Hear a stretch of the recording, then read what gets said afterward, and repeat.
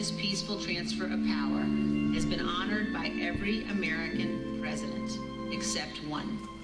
On the morning of January 6th, President Donald Trump's intention was to remain President of the United States, despite the fact that he knew that he lost the election. His own campaign leadership, his White House staff, Justice Department officials repeatedly told President Trump that his claims of a stolen election were false.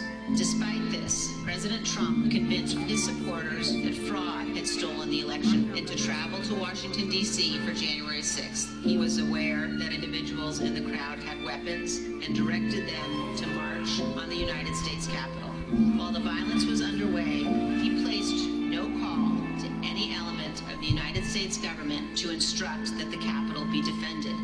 Millions of Americans put their trust in Donald Trump. It can be difficult to accept that President Trump abused your trust, that he deceived you. That is a fact. I wish it weren't true, but it is. Every American must consider this. Can a president who is willing to make the choices Donald Trump made during the violence of January 6th ever be trusted with any position of authority again?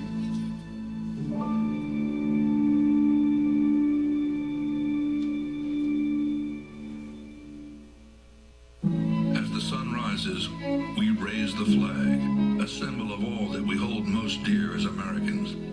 Courage, opportunity, democracy, freedom. They're the values and beliefs that built this country and still beat in our hearts. But they're under attack by an extreme movement that seeks to overturn elections, ban books, and eliminate a woman's right to choose. Joe Biden has made defending our basic freedoms the cause of his presidency. The freedom for women to make their own health care decisions. The freedom for our children to be safe from gun violence. The freedom to vote and have your vote counted. For seniors to live with dignity. And to give every American the freedom that comes with a fair shot at building a good life. In small towns and big cities, we raise our heads, our eyes, our hearts for America, for the idea of this great country. Joe Biden is running for re-election to make certain that the sun will not set on this flag. The promise of American democracy will not break. Democracy must not be a partisan issue. It's an American issue. As your president, I will defend our democracy with every fiber of my being, and I'm asking every American to join me. For freedom, for democracy, for America, Joe Biden. I'm Joe Biden, and I approve this message. Pick up your copy of the Son of Man Speaks magazine today. With the Son of Man Speaks magazine, you'll receive automotive tips, wholesome recipes, financial advice, and most importantly, a true understanding of the Word of God. Get your copy of The Son of Man Speaks from these select locations. Sisters, Braid 2, 18070 Mount Elliott, the Shell gas station, 13110 West 7 Mile Road. To get a subscription, call 601-786-9788. That's 601-786-9788. The Son of Man Speaks magazine, dedicated to becoming free indeed.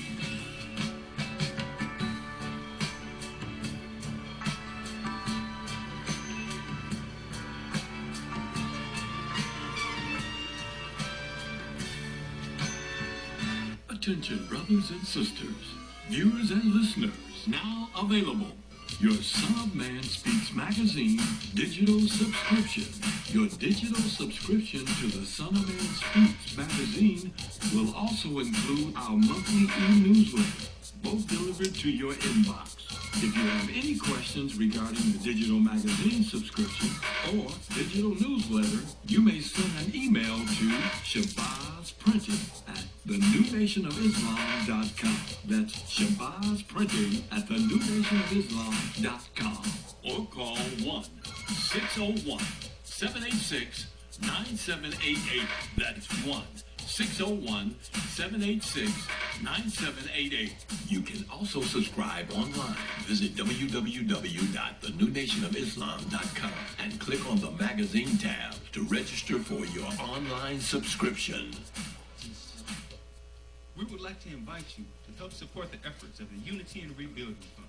Visit the website at www.unityandrebuildingfund.com. That's www.unityandrebuildingfund.com. We often hear how we need to work together to rebuild the city, and we're actually doing it. You can make online donations and click on links to track the progress of the Unity and Rebuilding Fund. And for more information, 313-868-0000 is a local number. Again, 313-868-0000. Support the Unity and Rebuilding Fund. To make your online tithes, offerings, donations, gifts to the Son of Man through Cash App, make your payment to $New Nation of Islam. That's $New Nation of Islam. Or call 601-786-7056. 601-786-7056. I just used your other one though today because it was, look, it did 2 drips and I was like, oh, I can use my umbrella.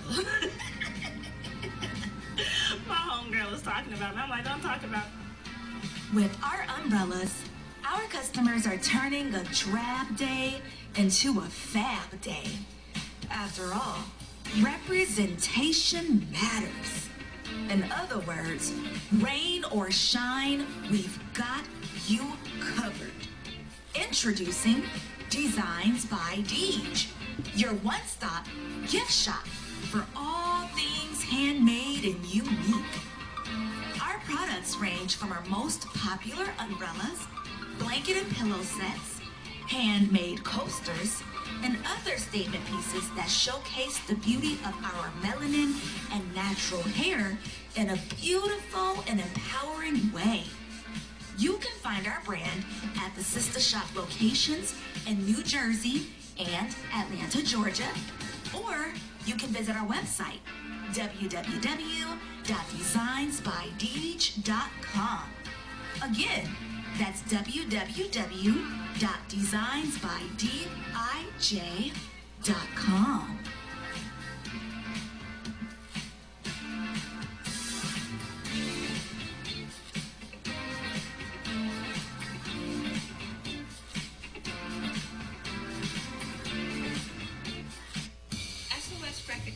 Provides agency-quality professional graphic design services from established companies to startups and individuals, creating a simple logo to complete rebranding and delivering visual communication for print media. Everything SOS Graphic Design does has a single unifying objective: to set your business apart. We are at your service. Call 313-342-2166.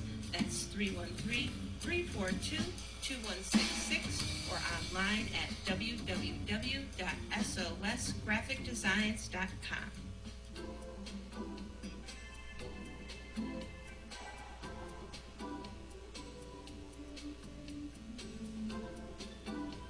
Are your clothes coming apart at the seams? Universal Seamstress and Tailoring has got you covered. At Universal Seamstress and Tailoring, we specialize in a wide variety of alterations and transformations to make and keep your clothes looking and fitting their best. From hem jobs to downsizing suits and dresses for a perfect fit to replacing zippers and buttons, Universal Seamstress and Tailoring is your one-stop shop for clothing maintenance. Also, do you have a logo for your clothes you'd like to wear? Universal Seamstress and Tailoring can put it there. That's right. At Universal Seamstress and Tailoring, we not only do alterations, but embroidery as well. Shirts, pants, coats, hats, even bags. If you can wear it, we can embroider it. So remember, whether it be alterations or embroidering you need, Universal Seamstress and Tailoring has got you covered. Universal Seamstress and Tailoring is located at 1404 Main Street, Fayette, Mississippi. Come and see us or give us a call at 601-786-0540.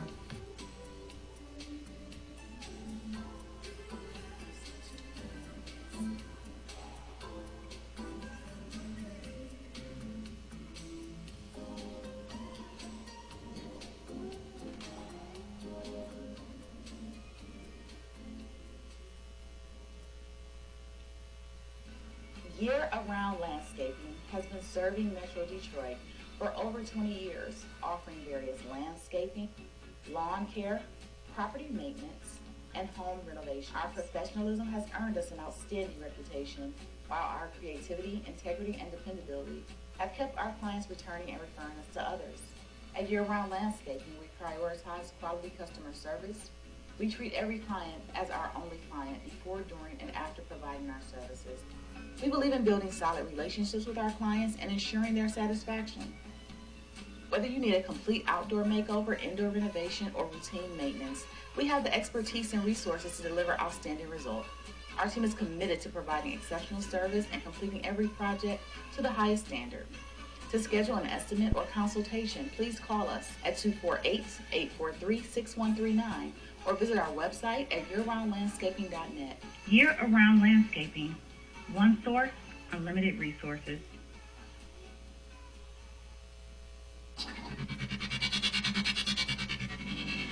For elite carpet, floor, and upholstery cleaning, call Supreme Steam Cleaning. For pressure washing on your house and driveway, call Supreme Steam Cleaning. Flooding in your house or building? Supreme Steam Cleaning's got you covered with our emergency water extraction services. Transform the rooms in your home with floor installation, repairs, and more. Give us a call today at 601-720-5138. That's 601-720-5138. Visit our website, www.supremesteamclean.com, and follow us on social media at Supreme Steam Cleaning. When you need an elite team, call Supreme. For all facets of professional hair care and braiding, come to Sisters Braid 2, located at 18070 Mount Elliott in Detroit. We specialize in braiding and natural styles, knotless box braids, feed-in braids, scale twists for men, women, and children. We specialize in all facets of healthy hair. Try our natural oils to keep your hair healthy. 313-826-0498 or 248-372-1738. Out of the pocket. 7 seconds. 6 seconds. Murray hits it downfield. Oh, man, the power's out again. You have reached Quality Construction and Engineering, your #1 emergency generator source. Power outages can be unpredictable, inconvenient, and disruptive to your life. With a backup generator, your life goes on uninterrupted with power when you need it. Not to mention the peace of mind of having your property suited to weather the storm. Whoever would have thought in Houston, Texas, that we would have an ice storm? It did happen. And that Sunday night when it came in, I got up and looked out the front door. Everything was pitch black. It was horrible. Something out of a novel or a science book that you had never seen before. Once the lights went out, my generator popped on. It ran 55 hours. The only one had lights. Get your backup generator installed with Quality Construction. We install both residential and commercial generators, so you're always covered. Schedule your consultation with us by calling 1-855-876-9370. That's 1-855-876-9370. Or visit us online at www.powerqec.com. That's www.powerqec.com. Financing is available with low monthly payments and 0% interest for 18 months. That was the best investment that we could have ever made. That's my backup, the generator. Generators with Quality Construction, built tough enough to weather the storm. Capital Area Planning Services offers a variety of services catered to your land development needs. We offer landscape design, residential design, land planning, mapping and consulting services, and more. We have over 20 years of design and land planning experience. CAPS LLC offers services to developers, builders, architects, surveyors, contractors, government agencies, and private landowners. Feel free to contact us to find out which services are available in your area. You may reach us at 601-326-2966. That's 601-326-2966. 888-866. You can also visit us on the web at www.capsllconline.com. Let us put on our thinking caps to serve your land development needs. The views and opinions expressed on the following show are not necessarily the views and opinions of WHPS, its affiliates, management, or sponsors.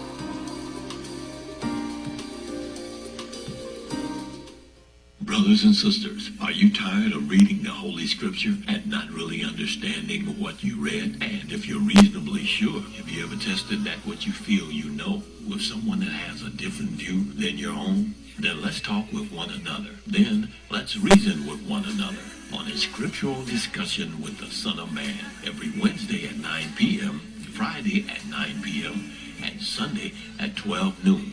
On WHPR TV Detroit Live, 88.1 FM WHPR, and Comcast Cable. Why don't you call and discuss the Holy Bible, and if you have one, the Holy Quran, and come to an agreement about the Holy Scriptures and their true meaning? You can call in live on the air at area code 313-868-4336, 313-868-0342, or 313-868-0351. That's 313-868-4336, 313-868-0342, or 313-868-0351. And now, let's go live with a Scriptural Discussion with the Son of Man.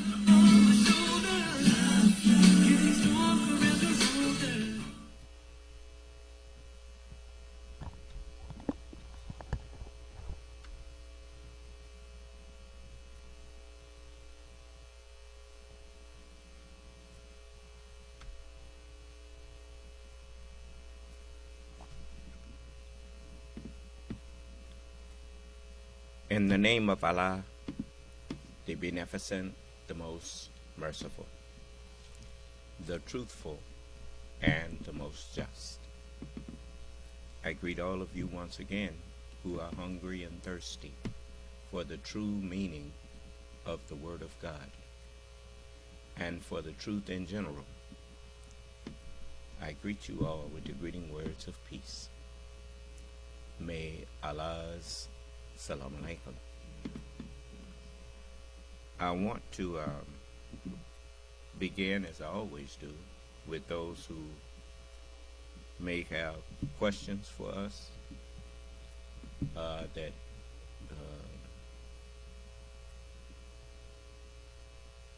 you want to ask me about anything that we have been teaching, or those who may have disagreements with us that want to discuss that disagreement with us. We welcome you to come in and have a civil dialogue. Did we have somebody? Yes, I was just going to remind you about the civil contract. Oh, we after this week, we are only going to be in one conference room. That way, it's much simpler to just hold one conference room open than to have all those lines open and then one drop, and then we have to try to call back and all of that. So we're going to streamline it to one conference room. And that conference room is area code 601-909-9135, and the access code is 968280. And you don't have to hit no pound key or nothing. You just those 6 numbers. 968280. Now I'll give those numbers out again. The conference room that we're going to be using after this week is area code 601-909-9135. 9135. And the access code is 968280. And that will be the conference room and access code that we will be using after this week. So, now, I want to remind you that in the 5th chapter of the book of Revelation, are we on Truth Social? Okay. In the 5th chapter of Revelation, it says, "And I saw in the right hand of him that sat on the throne a book written within and on the backside, and sealed with 7 seals. And I saw a strong angel proclaiming with a loud voice, who is able, who is worthy, which means able, to open the book and to loose the seals thereof. And no man in heaven, no prophet, nor in the earth, no scholar, neither under the earth, no one who had lived and passed away, was able to open the book." See how they defined worthy? As you kept reading, you discovered that worthy meant able. Huh? Okay. Remember, I told you, as Allah said, that in the Holy Quran, shall I seek a judge other than Allah, when He it is who sent down the book fully explained? Huh? This book does, when it's streamed properly, it does like a stream. Every so many feet, it purifies itself. It explains itself. Huh? To the one that's alive. You know, a dead man can be laid next to a stream that's purifying itself, and that water ain't going to do him no good, because he's dead. God is the God of who? The living. And I am he that liveth and was dead. And now I'm alive just more and more and more. So, it says, no man in heaven nor in the earth, neither under the earth, was able to open the book, neither to look thereon. And I wept much. I remember the Honorable Elijah Muhammad said that he used to open the book so hungrily. He said, let me use that word. For understanding, he said that I would cry because I couldn't understand. Huh? Well, it says, and I wept much because no man was found worthy or able to open and to read the book. Now you see why it meant so much when W.D. Muhammad gave me the definition of Quran. He said, Quran is a word meaning that which is to be recited. Huh? Well, if no man was able to open the book, then the scriptures was closed up, so you had never heard them recited. But when the man that is called the Lamb comes and takes the book and loose the seals thereof, the lion and the lamb, then the book will start to be recited to you, as Abraham and Ishmael prayed. And our Lord raised up in them from that said nation of Islam a messenger who shall recite to them thy messages and teach them the book and the wisdom and purify them. So I'm reciting to you the messages of Allah with their true understanding. Do you understand? And so everybody now is in a position where they can cast the devil that has been master over them. The mind of you is your master. And the devil has gained the mastery over all of the human beings on earth. That's why none of you got no peace. Because you've been under the control of a wicked mind. And now, I'm here to relieve you of that wicked mind, if you let me. As the messenger also told you that God said to Israel, he said, I am your God. And Israel said, I bear witness. And he said to Israel, I will lead them in a land that I will give to them on the condition that they believe and that they obey. In other words, that they submit to me. But they did not obey. So the promise can't be fulfilled because you won't give me a chance. What is the book say about the Son of Man? First must he suffer many things and be rejected of his own, rejected of this generation. So you, poor thing, rejected your salvation. You did not recognize the time of your visitation. And so instead of being happy, you were enraged when you saw your Lord. And so now you dying in your rage.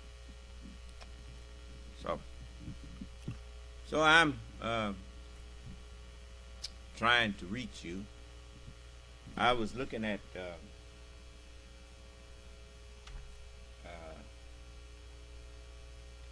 The Last Word with Lawrence O'Donnell, and it was a very interesting broadcast that the Biden administration now is, as I told you, I already knew that President Biden is not a man with murder in his heart. He's not a man that's a bigot. He's not a racist. He's just a man, period. And if you put the mind that's in him in a black man, you wouldn't think that that black man was anything other than a man. Do you understand? And, you know, one of the greatest signs of a person who truly understands leadership, they give hints to other leaders rather than embarrassing them. They just give them a little hint to let them know that I see what you're doing and what you're doing is wrong. Do you understand? Now, we are allies, but you are stretching that. And you know what happens when you go to stretching something. If you ain't careful, it's going to break. It's going to tear. Huh? So, listen to this. Donald Trump's long-suffering and fully humiliated criminal accountant is going back to jail. 76-year-old Alan Weisselberg, who prefers the fancy title chief financial officer of the Trump family businesses, pleaded guilty today to perjury. Manhattan District Attorney Alvin Bragg obtained the guilty plea from Weisselberg. 3 classrooms 100 years from now and 200 years from now when they retire. The vice president on his trip to Washington and insisted opening up sea lanes, And just a few days ago, Theft exactly 3 weeks from today. I was just checking to make sure I was giving you the right one. So I want y'all to check this out. You know, Lawrence O'Donnell is he was one time he was in Congress, and so he does not speak on the news of elections and the governmental actions and deeds as someone who has been only on the outside. He speaks of it as someone who's been on the inside and knows how it works. It's just like me. You notice when I talk about Christianity, people can't say much because I was inside of Christianity from the time I was a little boy. Matter of fact, from the time I was a baby. So you can't snow me about the teachings of Christianity. I know what Christianity is. When I say it's a lie, I know it's a lie. Was someone had something to say? I was going to say, Sir, Lawrence O'Donnell wasn't in Congress. He served on, he worked for a couple of Senate committees, but he never actually... Are you sure? Sir, yes, sir. Okay. Well, he worked for someone who was in there, which means, I mean, it's just like those pages and people that's around there serving those senators and those Congress people. They know far more about how the inner workings of the government is than just a moment.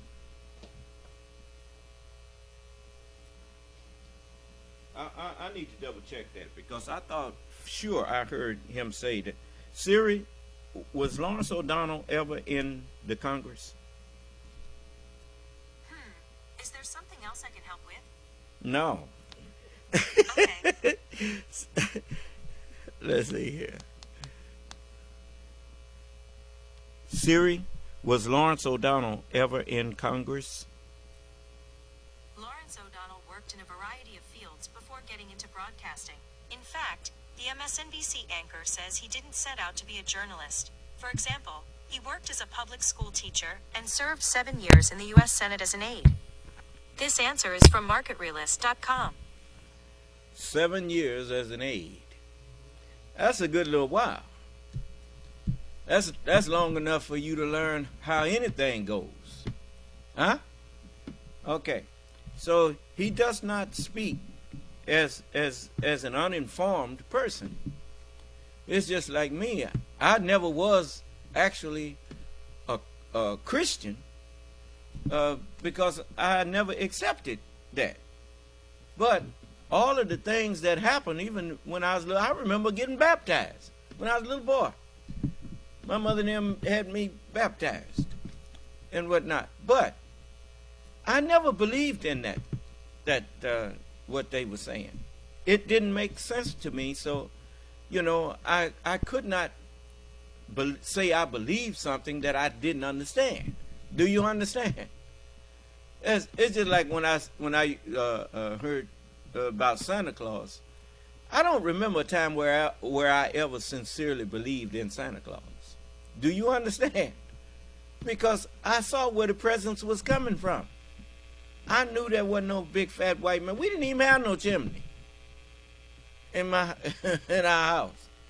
And so that stuff didn't make no sense to me. I know why they call Santa Claus the gift bearer, and he comes down chimneys. What goes up and down in chimneys? Smoke does. Is that right? And they land in a what? Fireplace. And so, he have on a red suit. What color is fire? And so the gin we created before of intensely hot fire. And we also taught him how to use fire to fabricate different things.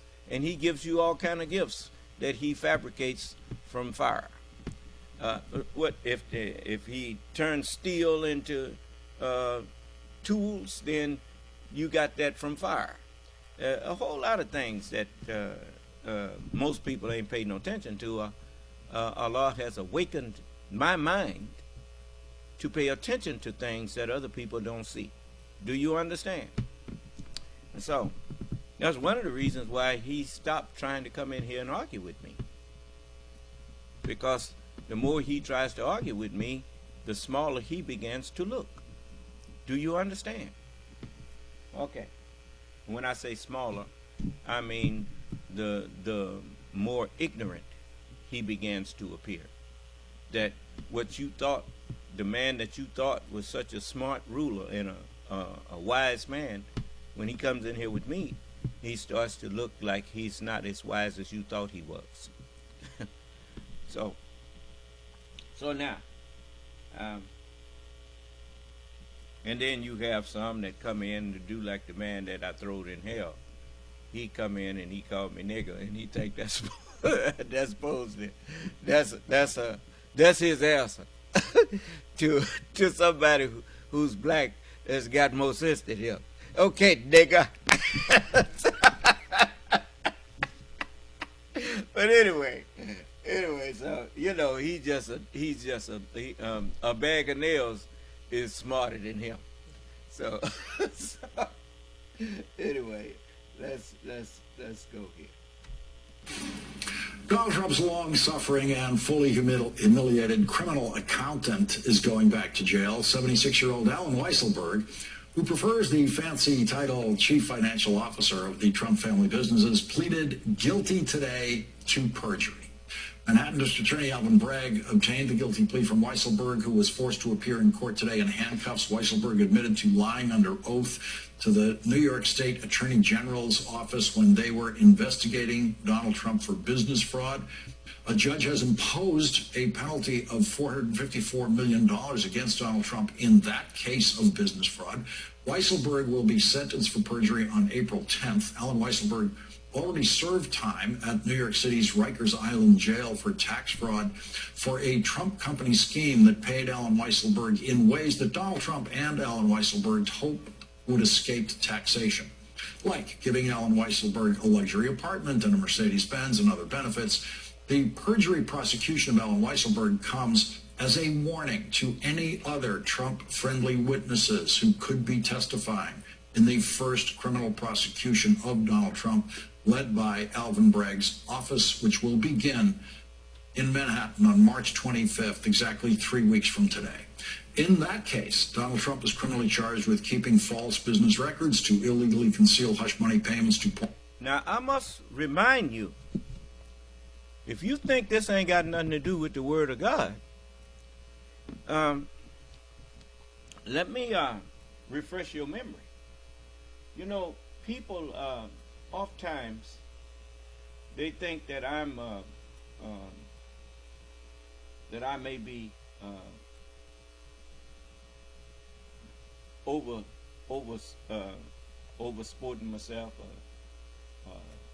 stating something that ain't quite accurate. But I want you to check this out. Yeah, no, not that one. I want you to see this for yourself. Everything that's happening is connected to the Word of God.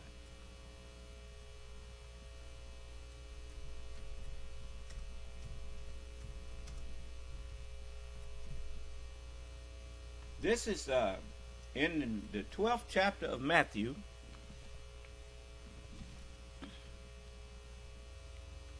Now, why did they say he's on his way back to jail? For perjury, for lying to the district attorneys. For lying under oath. Huh? Yes. Now go to the 36th verse of the 12th chapter of Matthew. But I say unto you, that every idle word that men shall speak, they shall give account thereof in the day of judgment. Every false word that men shall speak, people gonna fact check it. Huh? You see what just happened when I said Lawrence was in the Congress? You see how quick it got fact checked? He don't know why he did that himself. But I know why it was done. Because Allah is sick and tired of people being fed inaccurate information, untrue information. Do you understand?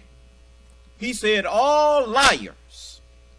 Now what if I had said that and knew that it was false?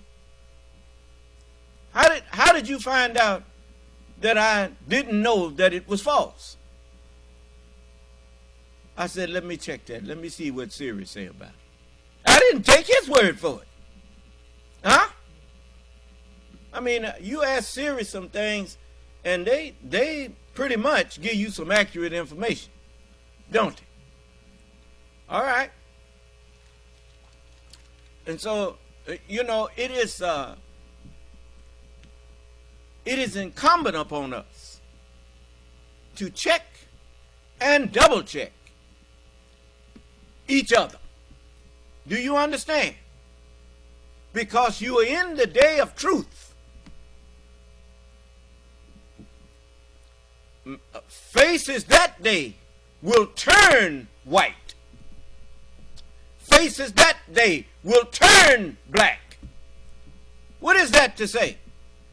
The faces there is talking about the surface area of your brain. Some will turn white, meaning they will turn into the light. They will turn themselves to truth. And some will turn themselves to lies. Like there was a time when Donald Trump couldn't have shined Mitch McConnell's shoes. But now Mitch McConnell is Donald Trump's lapdog.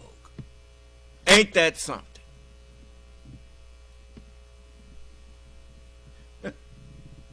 Well, this is some rich stuff.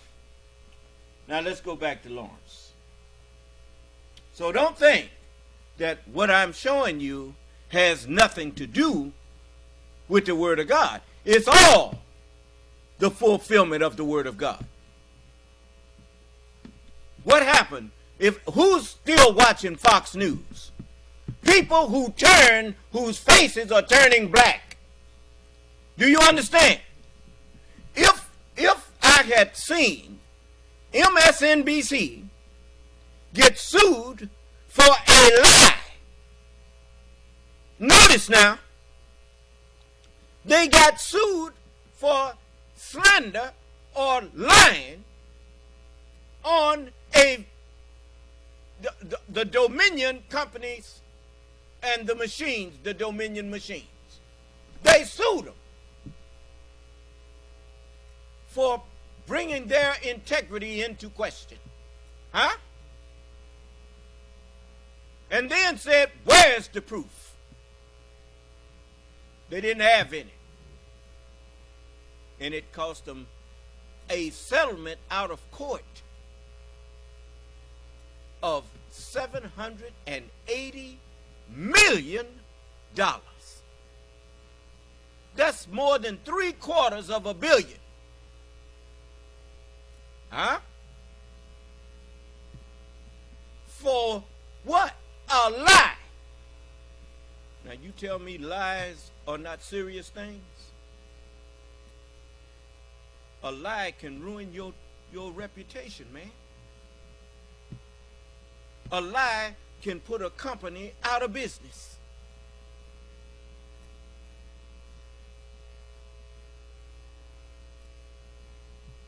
A lie is like a person purposely throwing mud on a bride who is all dressed in white and got her wedding gown on, and somebody purposely picking up a bucket of mud and throwing it on her and say, she slipped down. Huh? Just ruined her day. I know.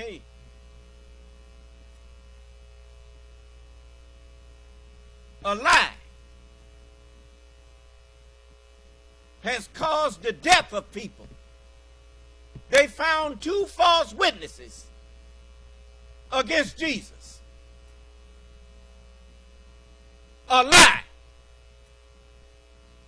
sent him to the cross. And then another lie, you have to tell a bigger lie. What did it say?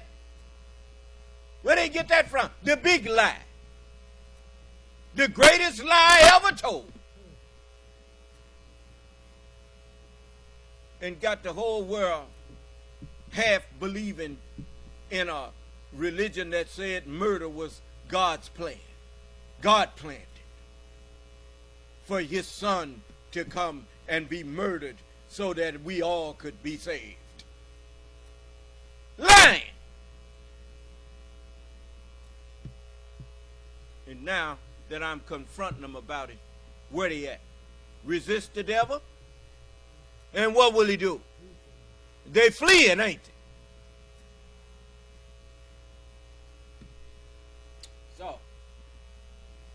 So listen to Lawrence here. He had a dynamite report here. You know, explosive material here. Just listen. Now, got old Weisselberg. He on his way to jail again. Huh? For lying.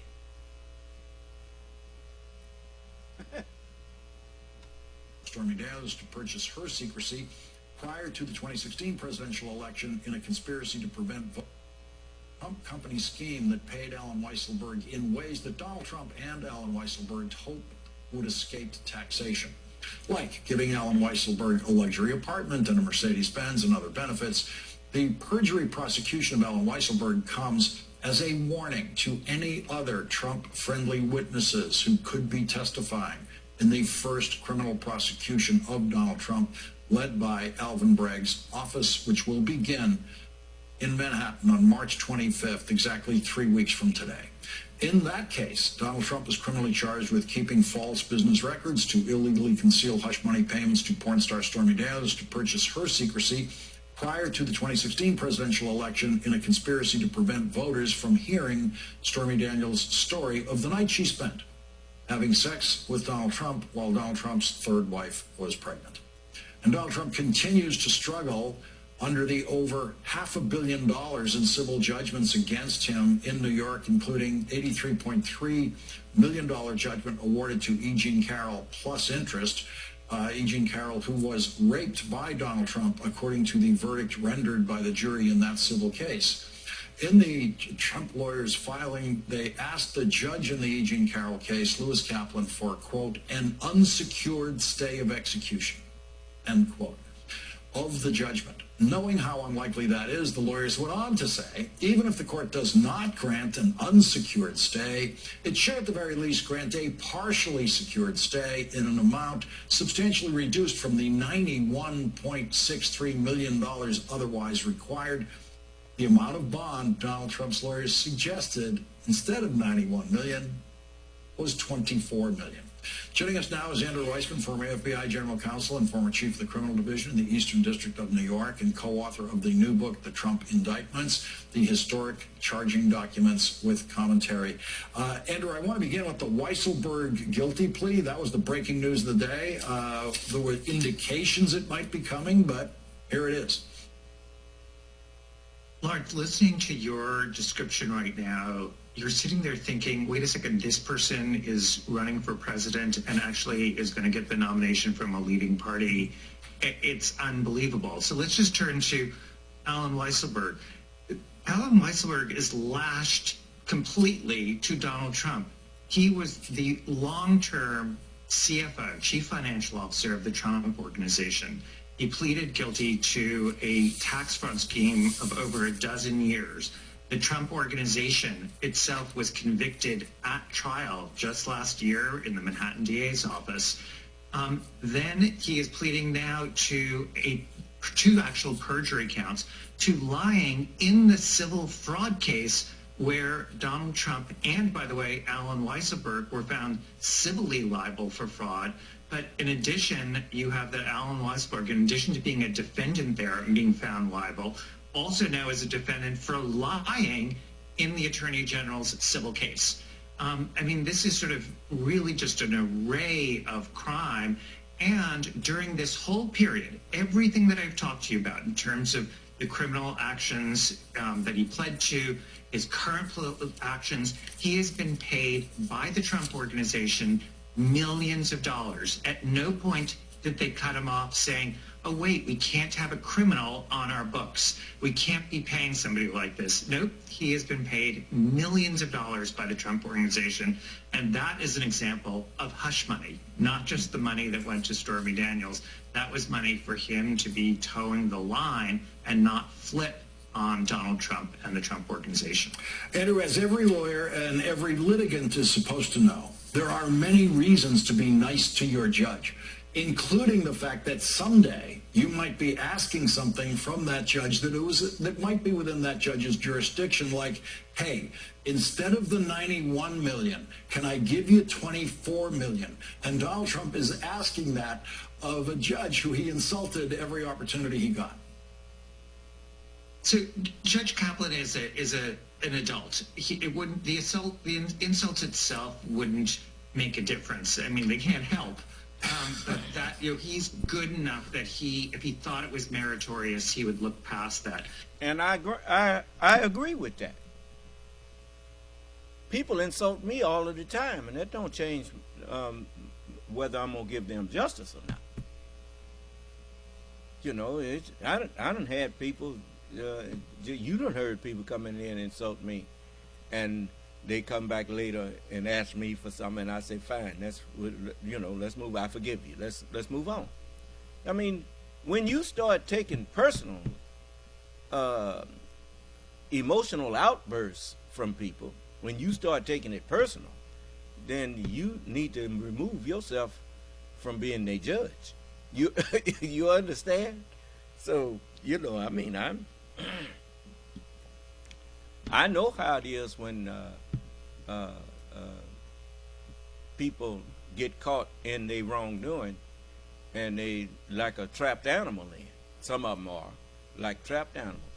He's able to do anything, bark, growl, or whatever, but that ain't changing your situation. Do you understand?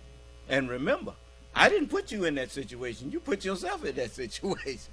So I didn't come there like white people that get mad at me for now calling them to account and for what they did and things, and reminding them of all of the wrong that they done did. They want to come in here and call me, look, nigga, so and so. But you can get all growling and going on all you want, but you have not yet said that I lied on you.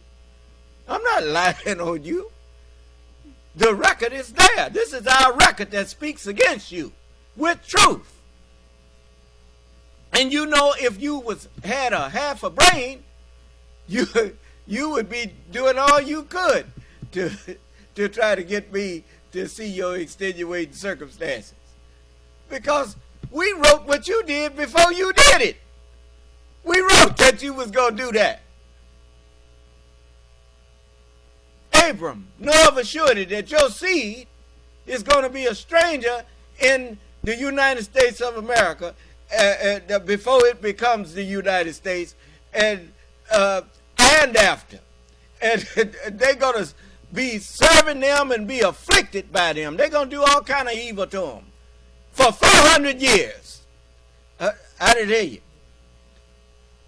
And then that nation that they serve, I'm going to judge. I'm not going to let you judge. I'm going to judge them. because you got it personal. I ain't got it personal. I know what they're going to do. I meant for them to do it. But I told them how long they had to do these things. Now they're going past that.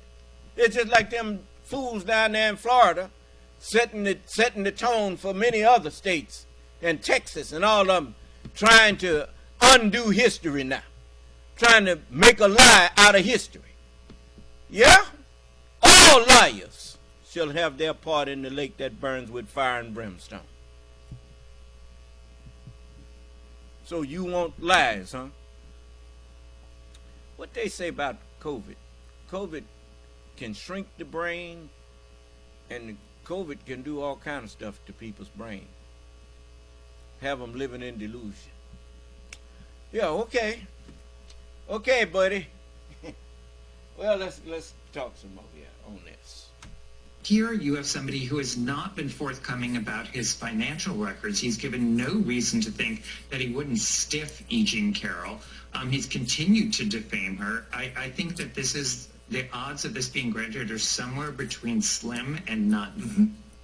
Andrew Weissman, thank you very much for joining us once again tonight. Always appreciate it. You're welcome. Thank you.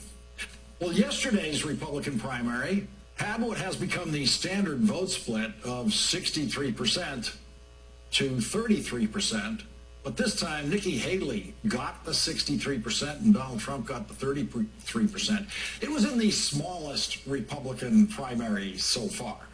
It was in Washington, D.C., where in a city of 700,000 people, exactly 676 of them voted for Donald Trump.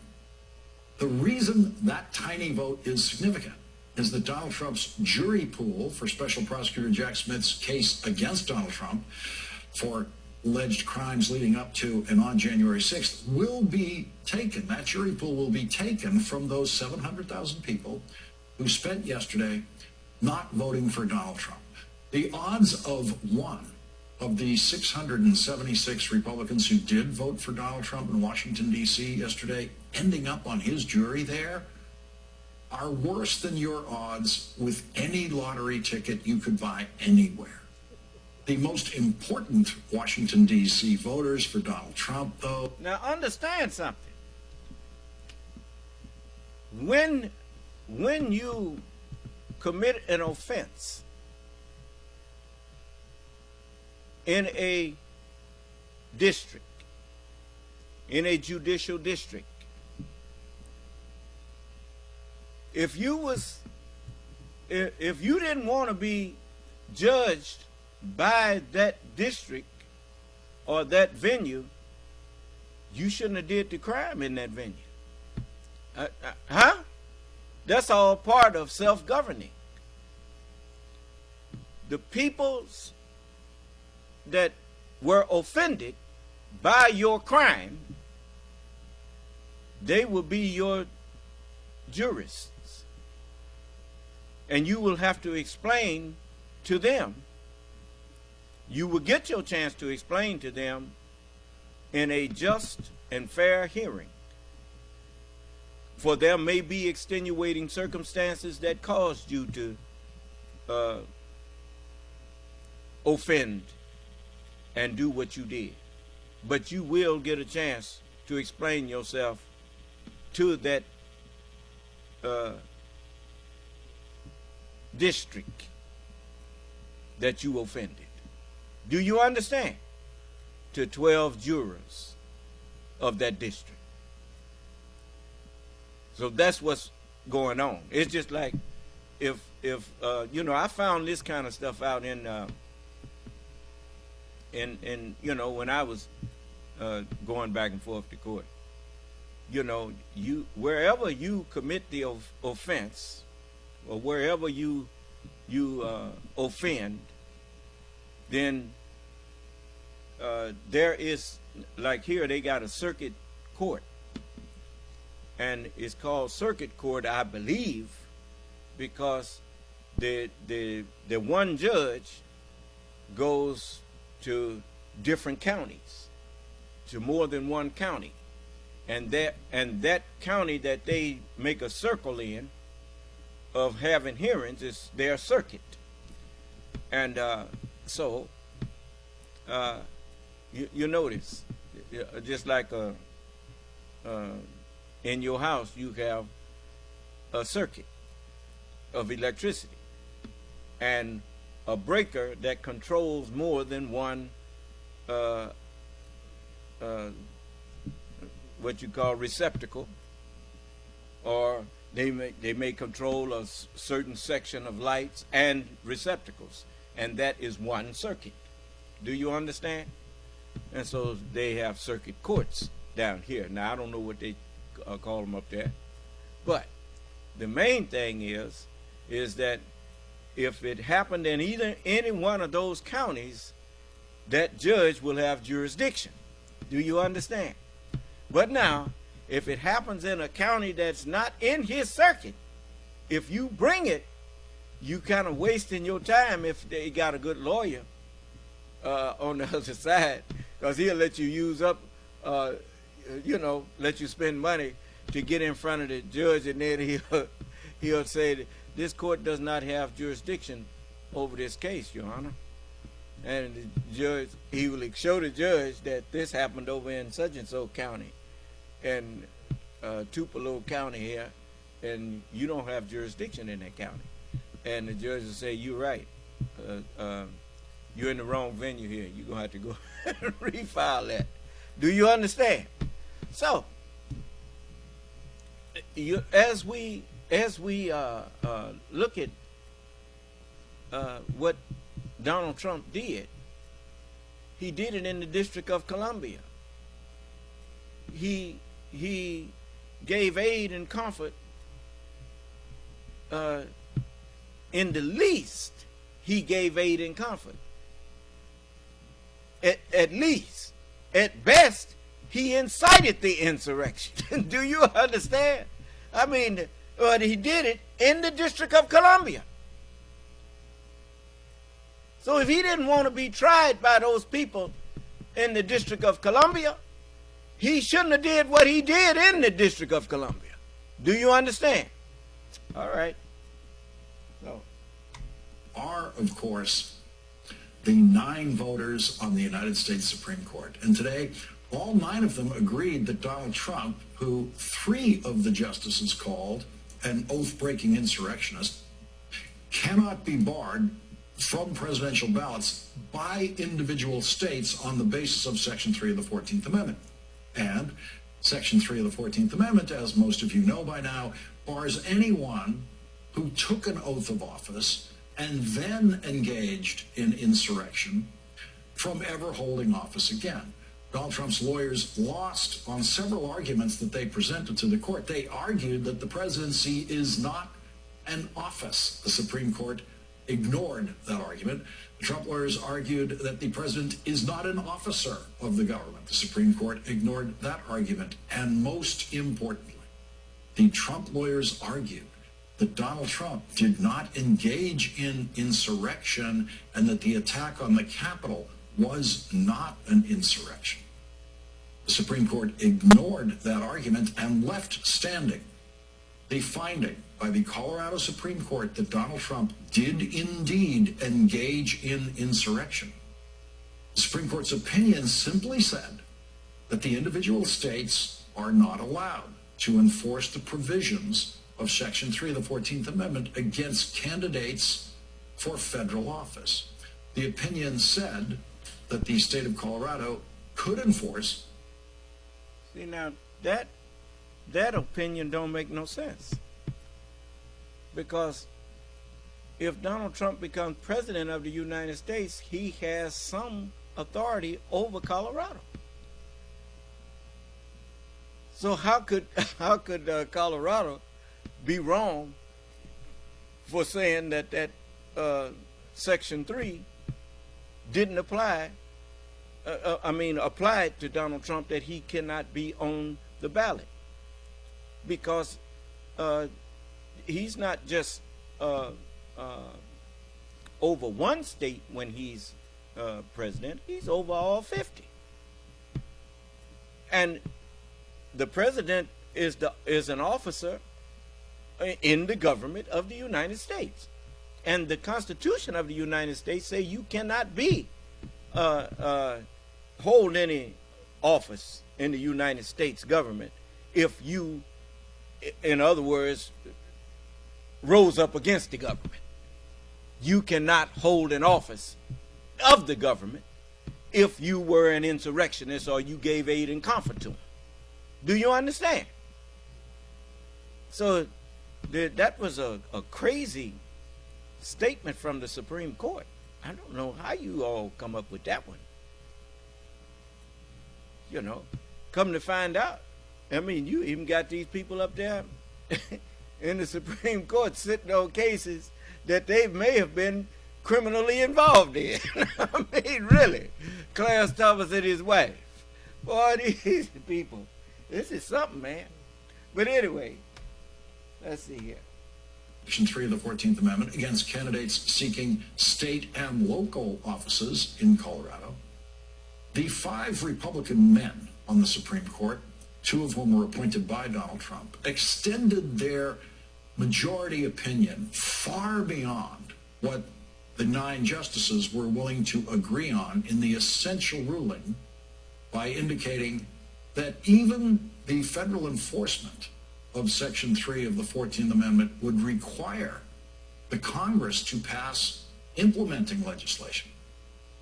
The 3 justices of the Supreme Court appointed by President Obama and President Biden wrote a separate opinion of only 6 pages where they referred to Donald Trump as an oath-breaking insurrectionist 4 times and said, quote, legislation of any kind, however, is not required. And that Section 3 of the 14th Amendment is self-executing, meaning that it does not depend on implementing legislation. The 3 concurring justices, Sonia Sotomayor, Elena Kagan, and Ketanji Brown Jackson, said, quote, Section 3 provides that when an oath-breaking insurrectionist is disqualified, Congress may, by a vote of 2/3 of each house, remove such disability. It is hard to understand why the Constitution would require a congressional supermajority to remove a disqualification if a simple majority could nullify Section 3's operation by repealing or declining to pass implementing legislation. It's worse than they know. It would not take a simple majority to decline to pass implementing legislation, to vote against implementing legislation. It would only take 41 out of 100 senators to block implementing legislation, which, according to the procedural rules of the United States Senate, requires a 60-vote majority threshold to pass. So, if a group of 59 senators agreed on implementing legislation tomorrow for Section 3 of the 14th Amendment, it could not become law. It could be blocked by 41 senators who support an oath-breaking insurrection and want to see insurrectionists and want to see an oath-breaking insurrectionist become president again. There are now 49 Republican senators, and only one of them, the retiring Mitt Romney, has said he is opposed to the oath-breaking insurrectionist Donald Trump becoming president again. That leaves 48 Republican senators who would refuse to ever approve any implementing legislation for Section 3 of the 14th Amendment. But that's not necessary, for the Constitution already said that if you participated in an insurrection or gave aid and comfort to insurrectionists, you can't hold no office in the government. That don't require no extra nothing. If you want to bypass that, you got to get a 2/3 vote to bypass that and set that aside. But if you don't have a 2/3 vote to set it aside, then it is just like the 3 justices said, and like many of other judges have said. That's a self-executing thing. It's like the speed sign out there on the highway.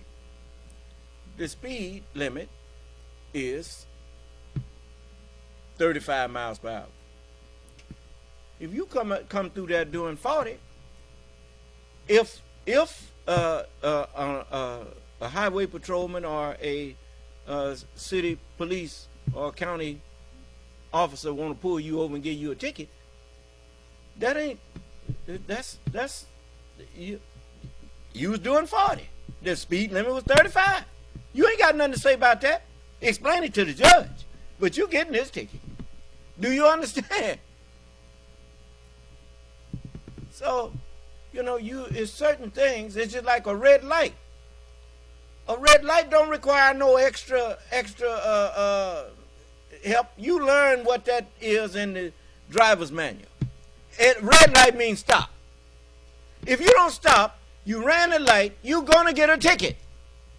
Huh? And if they wanted to, they could revoke your driving privileges.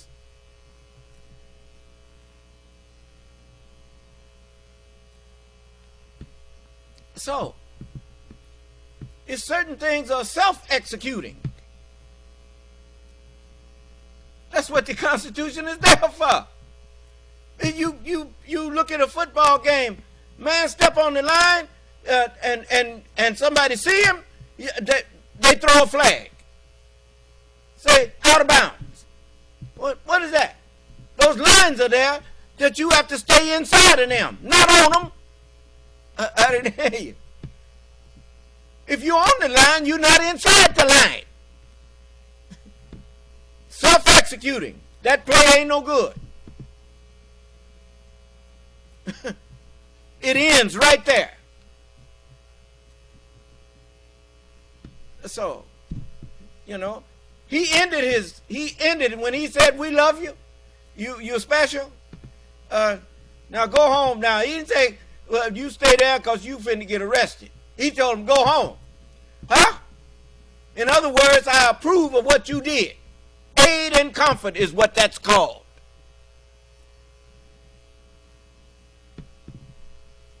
Oh, now you can lie and say that I don't see it as that. I don't care if you don't see it as that.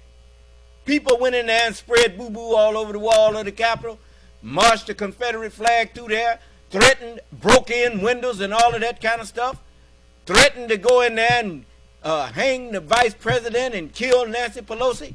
And you sit up there talking about it was no insurrection. Well, you keep saying that all you want.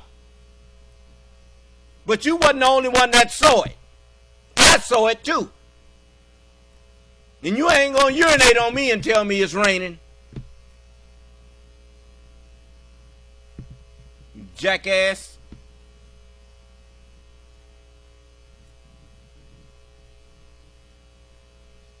And look, I'm going to tell all y'all something. You buying all these wolf tickets that people selling you, you ought to sell them some back. Tell them you can't come after my behind and leave yours at home. You got a behind too. The graveyard don't care who get put in it. It'll accept your body just like it'll do mine. Nigga. Yes. Yes, unmute him. Call you unmuted. Sir. May wa alaikum ala salam. I had a question. Practically, if Supreme Court voted otherwise, how would the election would have been if some state didn't want Trump on the ballot? Well, first of all, this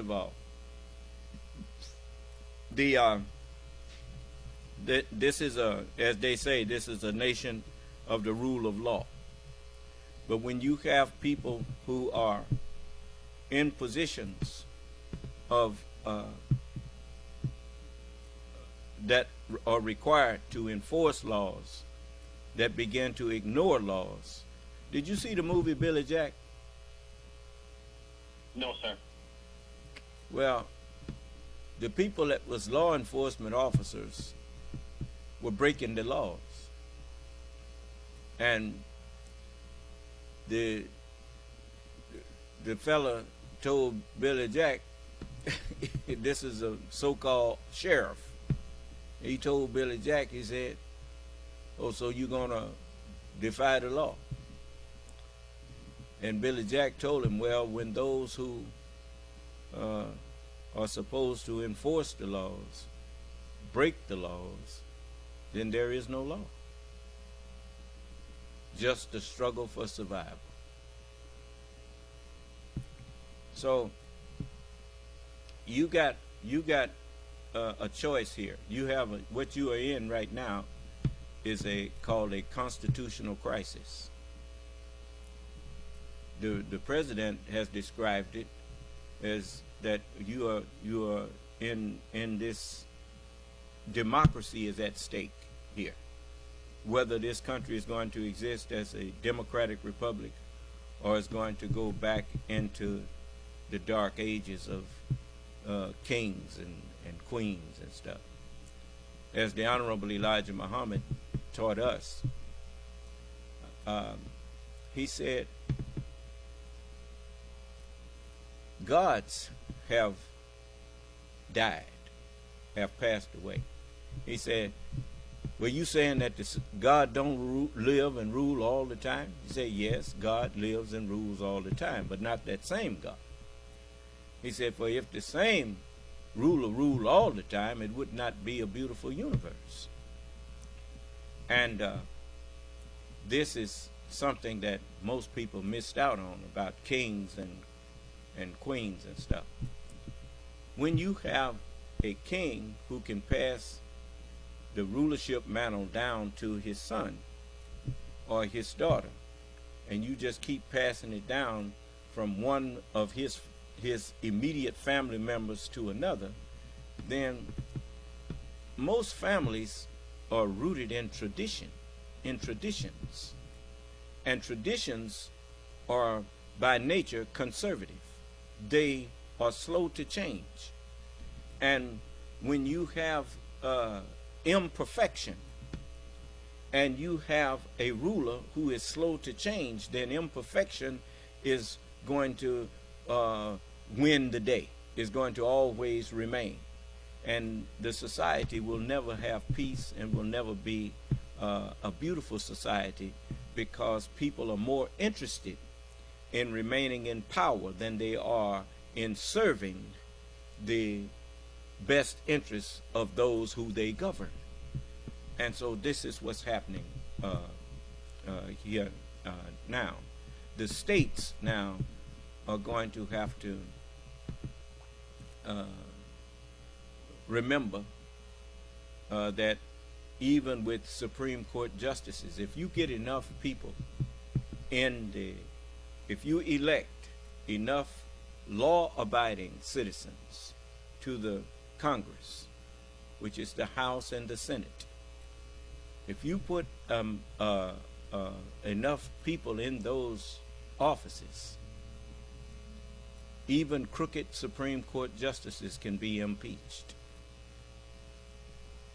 And you can save your government. But extreme problems, and when you have a Supreme Court that's given rulings that they recognize that a man is an insurrectionist, but they still not acknowledging the right of states to not have that person on the ballot. Well, that's a crooked, a false interpretation of the Constitution, talking about the Congress need to make a law. The Constitution is the law. The Constitution has already stated the answer to that.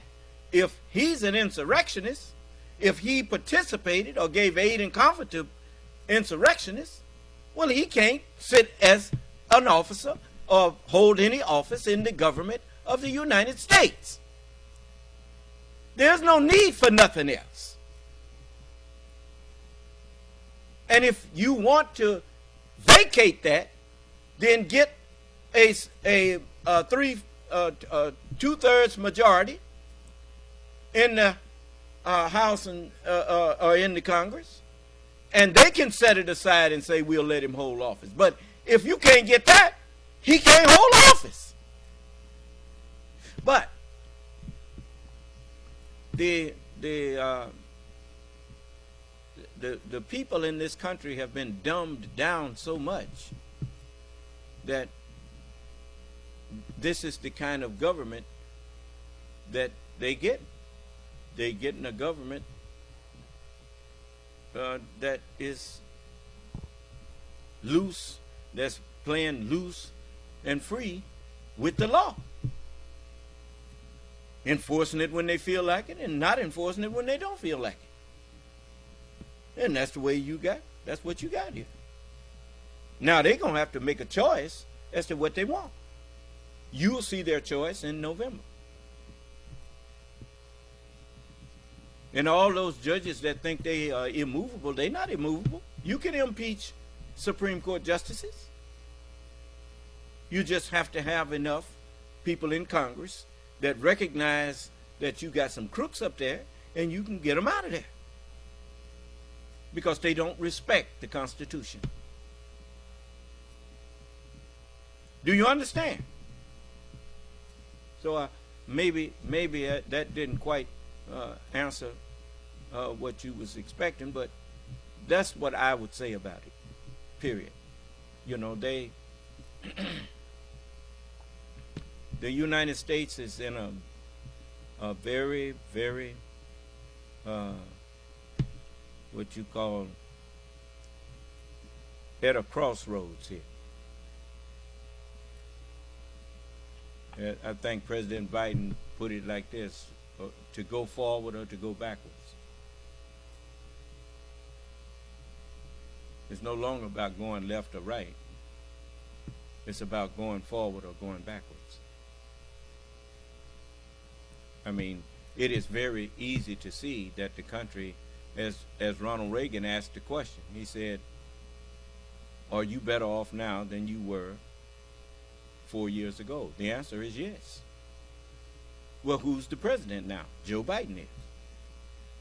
There's no doubt that the country is better off now than it was 4 years ago.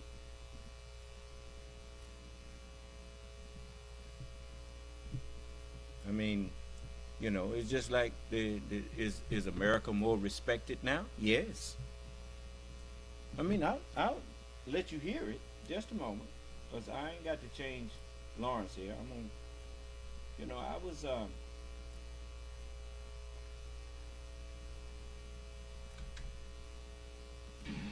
Next Tuesday is election day. Next Tuesday, all of you will go to the polls, will stand there in the polling place and make a decision. I think when you make that decision, it might be well if you would ask yourself, are you better off than you were 4 years ago? Is anybody that disputes that this country is better off than it was 4 years ago? I haven't forgot what Joe Biden inherited from Trump. People in lines to get food, and new cars, people in line to get food put in their trunk by soldiers and whatnot. A pandemic that got out of hand simply because the fool that was occupying the White House wanted to, what did he say? Play it down. He even first called it a hoax. Huh? And by the time it was over with, when it finally was over 1 million Americans died from a pandemic, not because they had to, but because of a man that was in the White House obstructed the CDC. He became an obstructionist.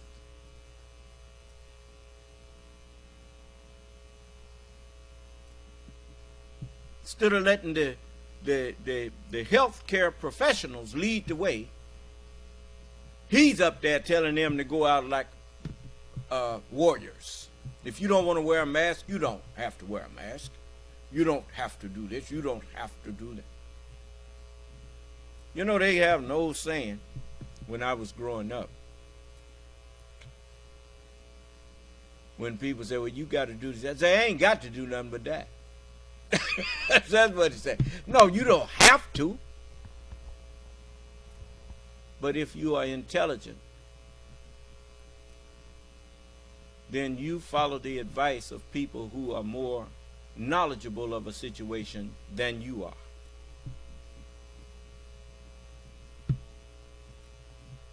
That's the word of God. Let every soul be subject unto those who are more knowledgeable than yourself. That's just intelligent.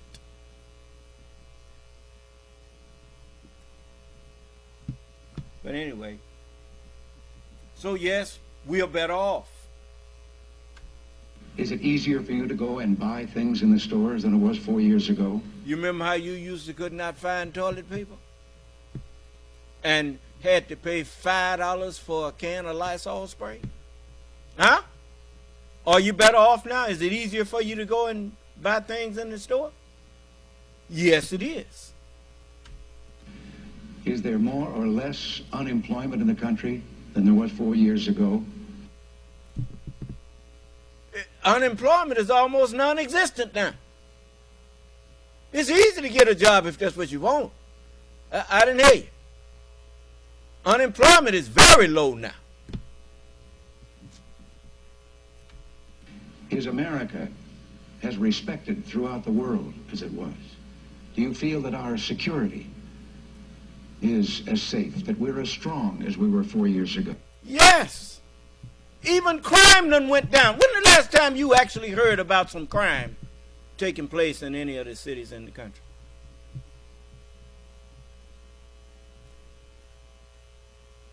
I'm not talking about listening to Donald Trump and them lie. I'm talking about some real news that where you done found people committing crimes.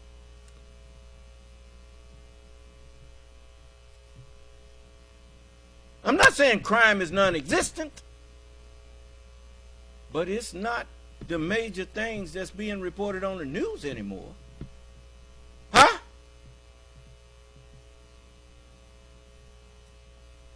People are more concerned now about what that crazy man Netanyahu leading Israel into.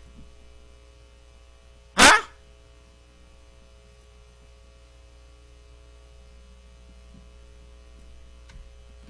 And if you answer all of those questions yes, why then I think your choice is very obvious as to who you'll vote for. Okay. Ronald Reagan, you heard it from his own mouth. If your answer to all of those things that is less crime, is better security for the U.S., is better relationships, and if you're better off now, then who you should vote for is the one that's in the office now. I didn't hear you. Well, you got it straight from Ronald Reagan. All right. Now let's get back over here. How many of y'all think that I twisted that? Did I twist it? Or did I just acknowledge that everything he was asking was, you better off? Is this better? Is that better? Is that? It's all better. It's sure better than it was when he took office. Remember, he promised that he was going to be laser focused on that pandemic? Did he keep that promise? Remember, he said that he was going to do infrastructure and all of that? Did he keep that promise? How's our relations with the allies? How's the relations of the U.S. with the allies of the U.S.? Is it back together again? Is it's on the right footing again? It's just like what I said about Europe and about the allies taking up America's slack while America is going through some changes over here. And they may not be saying nothing, but I think Ukraine is still holding its own. Huh? So somebody done stepped up to the plate. And, you know, I mean, look. Friendship and allies are interchangeable words. There's no such thing as a one-way friendship. When your friend gets in trouble, you don't desert them. Sometimes friends get sick and can't carry their share of the load. When you know they've always, when they were at their best, they was willing to carry and shoulder the load. When they can't do that, then friends say, "Hey man, I got the slack. We'll take it up. Don't worry, you just go and get yourself together, get yourself back to good health." Huh? Well, I think that's what the friends of the United States are saying privately. They got the slack. And make sure that Ukraine not only is supported, but make sure that the time can come where Ukraine can be accepted into NATO. Do you understand? Yes. And President Zelensky, my thoughts and prayers are with you, man, and your people. My thoughts, hopes, and prayers are with every person on this planet that seeks peace and the respectability and respects the independence of others who only want peace for themselves and their people. And all of these that still wants to perpetuate, divide and conquer and all of that, may you make your bed in hell.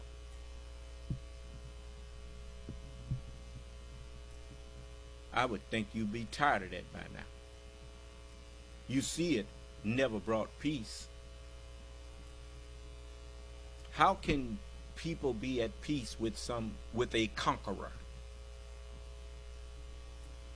That's not the way of peace. That's the way of bloodshed and war. That is the way of Cain. Everyone who has standing armies, they are forced into the way of Cain, preparing to kill their fellow man, preparing to kill their brother.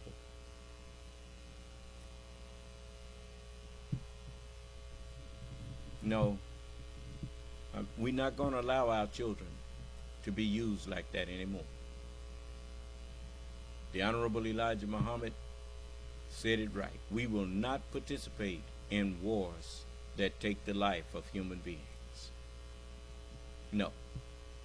No more.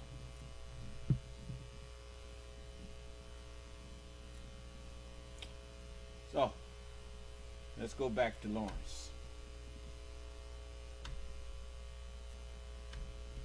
The last judge appointed to the court by Donald Trump, Amy Coney Barrett, wrote her own one-paragraph concurring opinion saying simply, "I agree that states lack the power to enforce Section 3 against presidential candidates.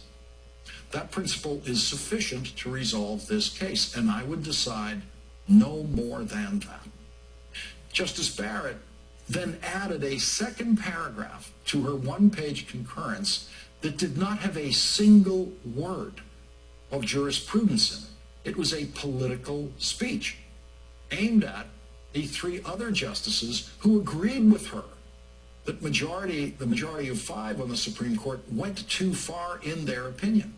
Justice Barrett, though she apparently agrees with those 3 justices, decided for political purposes that their language was too harsh. And that is a political choice, not a jurisprudential choice. In a political statement, unlike any that I've ever seen in a Supreme Court opinion, Justice Barrett wrote, "In my judgment, this is not the time to amplify disagreement with stridency." In her view, no doubt, stridency means using phrases like an oath-breaking insurrectionist to describe Donald Trump. Justice Barrett continued, the court has settled a politically charged issue in the volatile season of a presidential election, particularly in this circumstances. Writings on the court should turn the national temperature down, not up. For present purposes, our differences are far less important than our unanimity. All 9 justices agree on the outcome of this case. That is the message Americans should take home. Written. Isn't it amazing how people who always are pushing bad positions, when they get in a position to where they may have won a battle, not the war, but a battle, they start talking about a united front. We should be all together on this, or we should tone down our rhetoric. You know, wrongdoing people,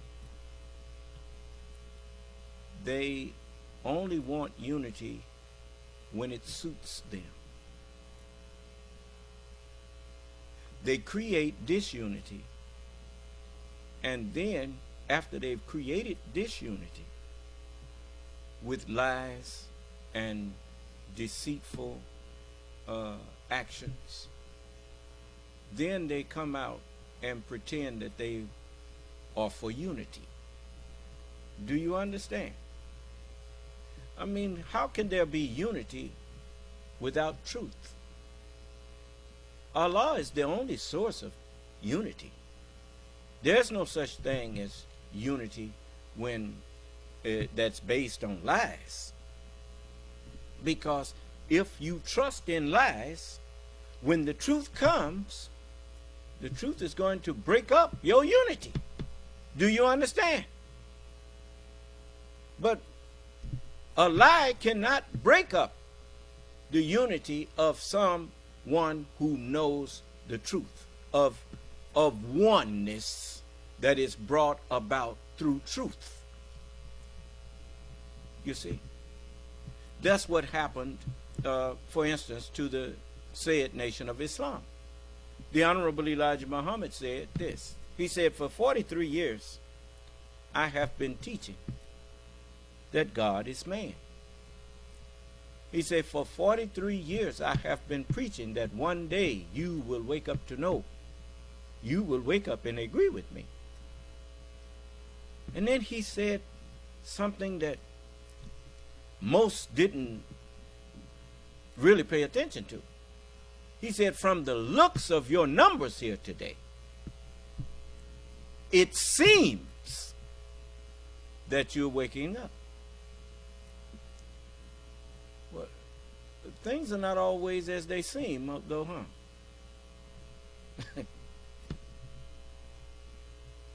It seems to be this, it seems to be that, but seems don't always pan out to be what they seem to be, huh? And so, what happened? The messenger told us that one day the whole nation is going to be tried. Tried for what? For what you said you believed? And when WD came in, and many of those ministers, Farrakhan included, all of them, they started disputing and disagreeing with the teachings that the Honorable Elijah Muhammad gave, that they used to teach. Many people were found out that they did not really believe in the messenger, in his message. They were more centered on the man. And many of them, just like when Malcolm deviated and left, many who had become followers of Malcolm left with Malcolm. Do you understand? And so those ministers, I don't know how many people were sitting there thinking like me when I heard even Minister Abdul Karim pledge the West Coast region to W.D. Muhammad. I said he can't pledge my allegiance to nobody. I'm the only one who can pledge my allegiance. And I don't pledge my allegiance to W.D. Muhammad. And I didn't. And everybody that knew me, they knew I didn't. And they used to ask me, how come you ain't had to come to the temple, brother? I said, I don't agree with that. I don't agree with him. And, I was honest about where I was at. And so they, there ain't nobody threatening me. Tell me what you're going to do to me. You ain't going to do nothing to me. But leave me alone. And so we, I didn't become hateful or whatnot, but I wasn't going to lie and say that I was following somebody who I wasn't following. So I was tried, and I had a little strength, as the book said, because thou hast a little strength. I will keep thee. And Allah kept me safe. He kept me in the faith. And but as you look at these people who claim to believe in the rule of law and the Constitution and whatnot, you finding out that everybody that say that don't mean that. Do you understand? Okay. But there are remedies when you discover that you have Supreme Court justices that are ill-equipped to hold that auspicious office. And so it is time for you to have not your eyes set on overthrowing them. Have your eyes set on voting and putting representatives who truly respect your Constitution. Put them in the Senate and in the House, and then tell them, clean up your Supreme Court and get these people out of those positions who don't respect the Constitution. Because if you don't, it's just like when you look at a garment. The thread that's in the garment is the most important thing because it's holding the garment together. The Constitution is the thread that holds the United States together. People who pulling at that and trying to unravel that are trying to unravel your country. And you need to do something about that. Okay. Not like a Supreme Court justice, but like a political speechwriter. The message Americans should take home. Justice Sotomayor, Justice Kagan, and Justice Jackson highlighted the wild inconsistency of the Roberts Court by quoting Chief Justice Roberts himself, who wrote this when he joined the majority opinion in overturning Roe versus Wade. Quote, if it is not necessary to decide more to dispose of a case, then it is necessary not to decide more. The three justices then said, that fundamental principle of judicial restraint is practically as old as our republic. Yet, the court continues on to resolve questions not before us. In a sensitive case, crying out for judicial restraint, it abandons that course. Today, the majority goes beyond the necessities of this case to limit how Section 3 can bar an oath-breaking insurrectionist from becoming president. Although we agree that Colorado cannot enforce Section 3, we protest the majority's effort to use this case to define the limits of federal enforcement of that provision, because we would decide only the issue before us. We concur only in the judgment. And today, at the Florida club, where Donald Trump cannot afford to live without charging other people money to use his home, the oath-breaking insurrectionist thanked the Supreme Court for their opinion, and then spent most of his time asking the court for another favor, to grant him total immunity for any form of criminal prosecution for crimes that he may have committed while he was president. In fact, most of his statement was begging for that criminal immunity. He did say this about today's opinion.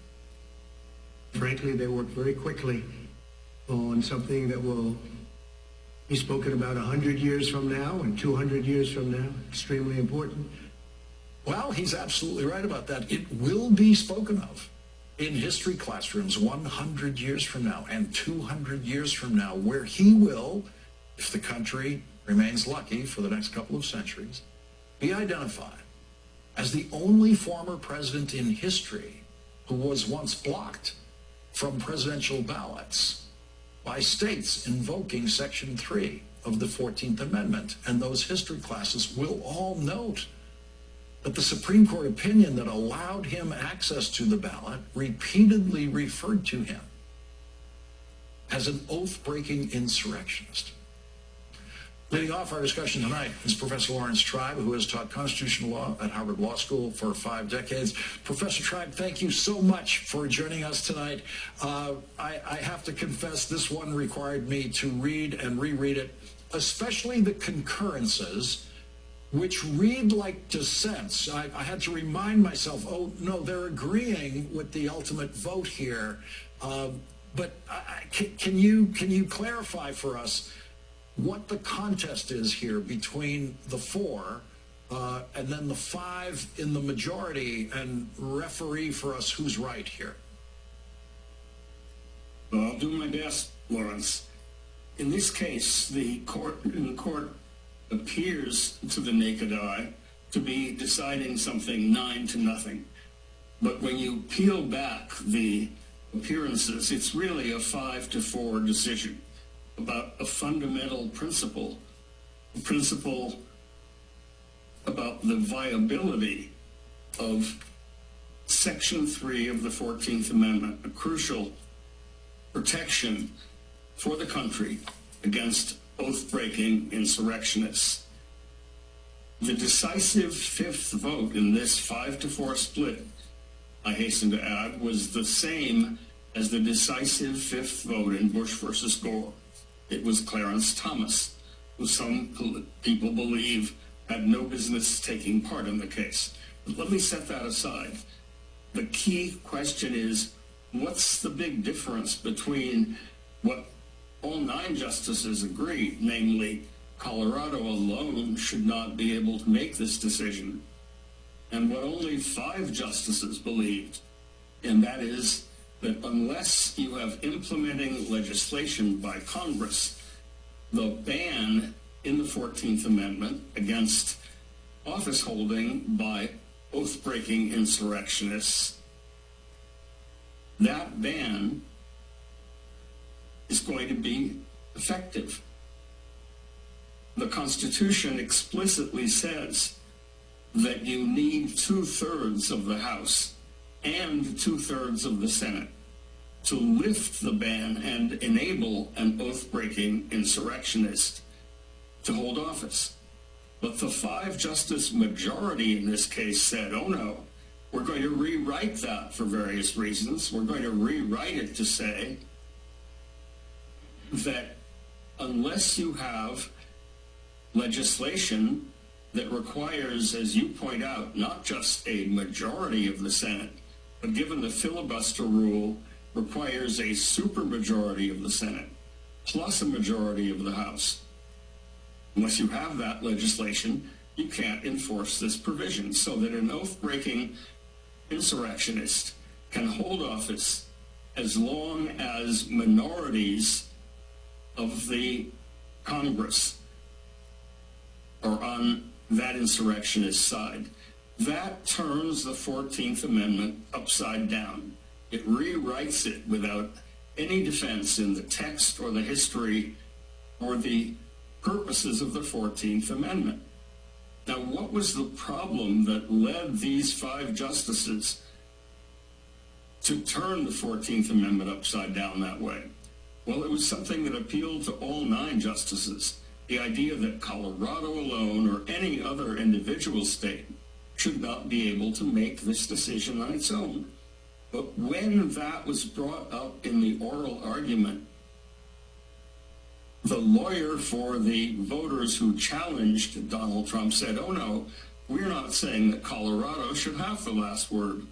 We're saying that you, the Supreme Court, a federal institution, should have the last word, and you should exercise it by reviewing the decision of the Colorado Supreme Court, a carefully reasoned, elaborate explanation of why what happened in this case was an insurrection and why Donald Trump engaged in it, based on a trial whose fairness not a single one of the 9 justices questioned, in which Donald Trump had ample opportunity to present evidence. So all the Supreme Court needed to do to avoid allowing any one state to impose a rule on the nation, or to avoid what it thought would be chaos of 50 different states going 50 different ways, was to remember something that this court normally emphasizes. It is the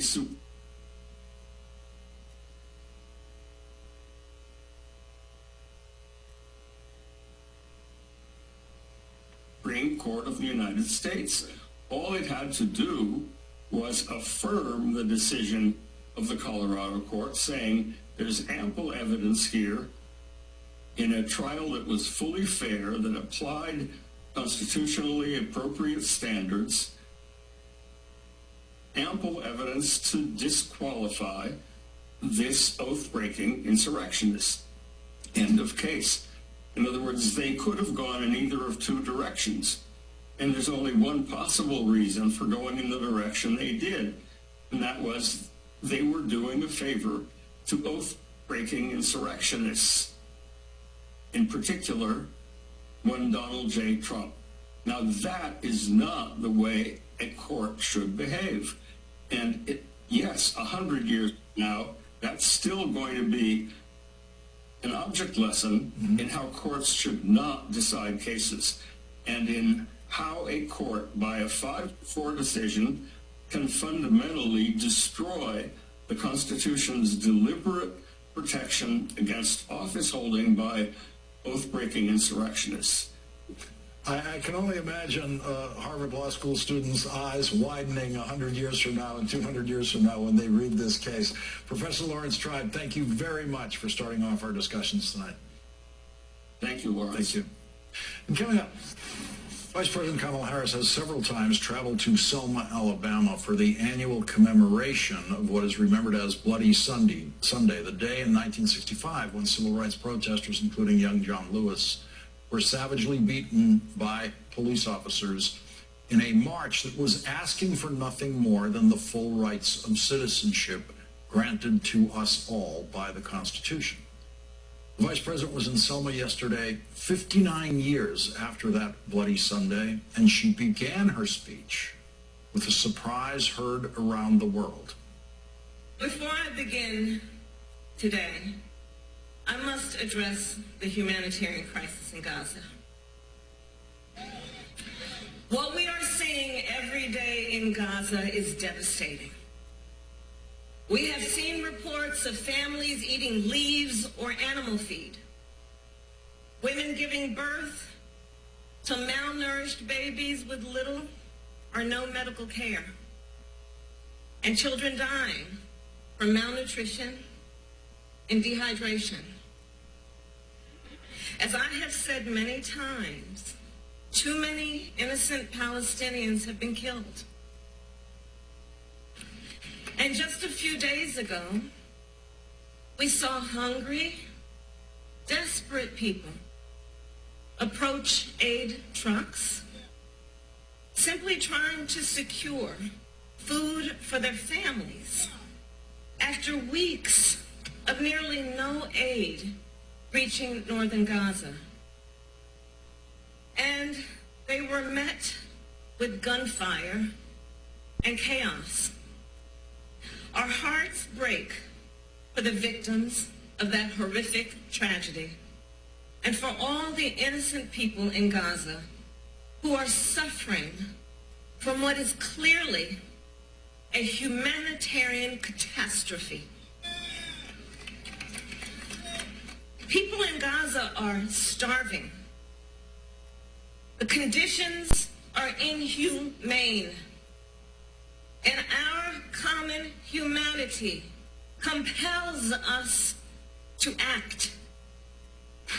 Our common humanity is always the issue in the commemoration of Selma every year. Our common humanity was shocked in this country 59 years ago when TV news showed the violence done willfully by the government of Alabama to people marching for their rights.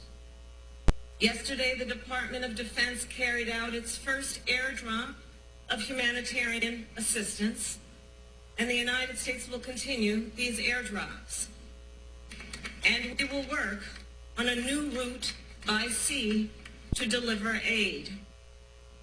And the Israeli government must do more to significantly increase the flow of aid. No excuses. They must open new border crossings. They must not impose any unnecessary restrictions on the delivery of aid.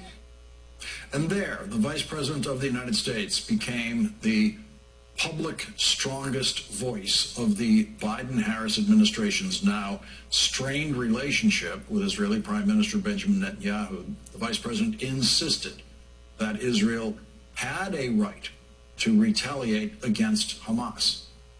Hamas has shown no regard for innocent life, including for the people of Gaza, who have suffered under its rule for almost 2 decades. And Hamas still holds dozens of hostages for nearly 150 days now. Innocent men and women, including American citizens, who were brutally taken from their homes and from a concert. And then the Vice President voiced the Biden-Harris administration's most significant public break with the policies of Prime Minister Netanyahu. Given the immense scale of suffering in Gaza, there must be an immediate ceasefire. For at least the next 6 weeks, which is what is currently on the table. This will get the hostages out and get a significant amount of aid in. This would allow us to build something more enduring, to ensure Israel is secure, and to respect the right of the Palestinian people to dignity, freedom, and self-determination. Hamas claims it wants a ceasefire. Well, there is a deal on the table. And as we have said, Hamas needs to agree to that deal. Let's get a ceasefire. Let's reunite the hostages with their families. And let's provide immediate relief to the people of Gaza.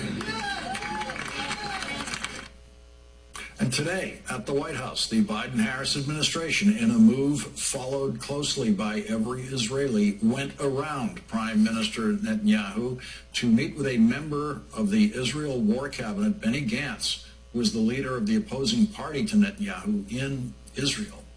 That is an unprecedented White House meeting during a crisis in Israel, and Benjamin Netanyahu did not want that meeting to happen. The New York Times reports that Netanyahu, quote, had not approved Mr. Gantz's travel to Washington. An official in Mr. Netanyahu's office who spoke on the condition of anonymity said Mr. Gantz did not represent the government on his trip to Washington and insisted the Prime Minister continued to enjoy open communication with President Biden. Joining us now is David Rothkopf, foreign affairs analyst and columnist for the Daily Beast. He is also the host of the Deep State Radio podcast.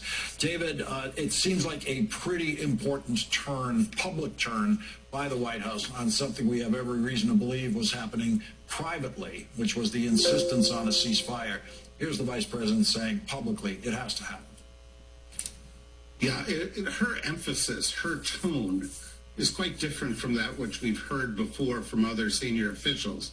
I think she has been leading the way behind the scenes and now at the microphone for the administration to emphasize how important it is to address the humanitarian catastrophe that's unfolding there. I don't think there is daylight between her and the president on this, but I do think she's playing a remarkable role, really, at the center of this. It began in December when she gave an important speech in Dubai and talked about the day after in Gaza. It included this meeting in Selma. And, of course, she is the one who met with Gantz today. So she's at the center of this, which is, right now, one of the two most important foreign policy challenges the administration faces. What do Israelis hear in the vice president's speech yesterday, and possibly more importantly, what do Israelis see in their media when they see the vice president meeting with Benny Gantz? Well, I think the intention of the Biden administration is that Israel see that the administration seeks to be friends with Israel, to support the hostages, to stand up to Hamas, but that the Biden administration is running out of patience with Netanyahu, who they don't view as trustworthy, and whose policies in Gaza, frankly, have become utterly brutal and intolerable. And so I think the Israelis see exactly what you described, which is the Biden administration granting a White House meeting to the opposition leader that it has not been willing to grant to the prime minister. As we go forward, it's very clear that this is the new Biden administration position: ceasefire now, ceasefire now. What happens if Netanyahu continues to ignore that position?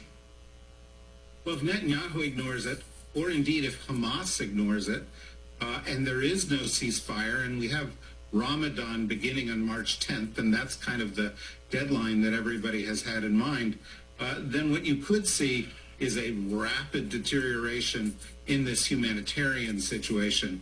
And that could be catastrophic for the people of Gaza, but also for U.S. policy in the region, for Israel. And that's why she is now talking about, opening up sea lanes, providing aid via the sea, more aid via airdrops, pressuring the Israelis for more corridors via which truck aid can be delivered, because I think this is the thing that's really captured everybody's attention right now.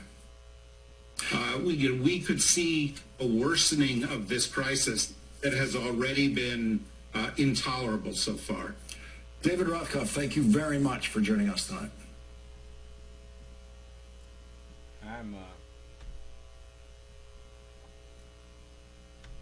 I'm tempted to let Lawrence have the last word there. But it is something that I want to bring to the world's attention. I know many don't want to see it happen, but it's too late. It's already happening. A new nation is being raised. This is what Abraham and Ishmael prayed for. This is the second chapter of the Holy Quran, and it starts at the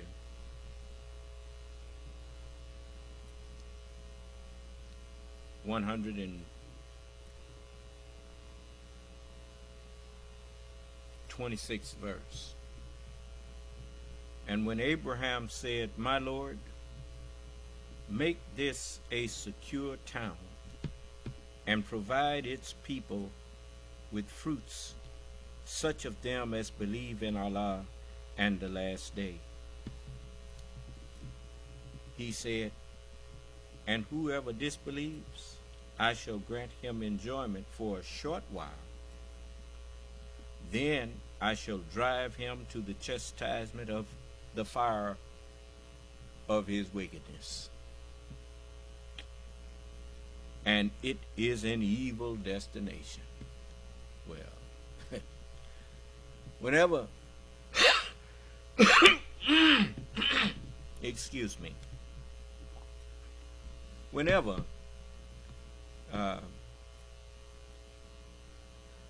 you remember that fire in the scripture is generally referring to wickedness.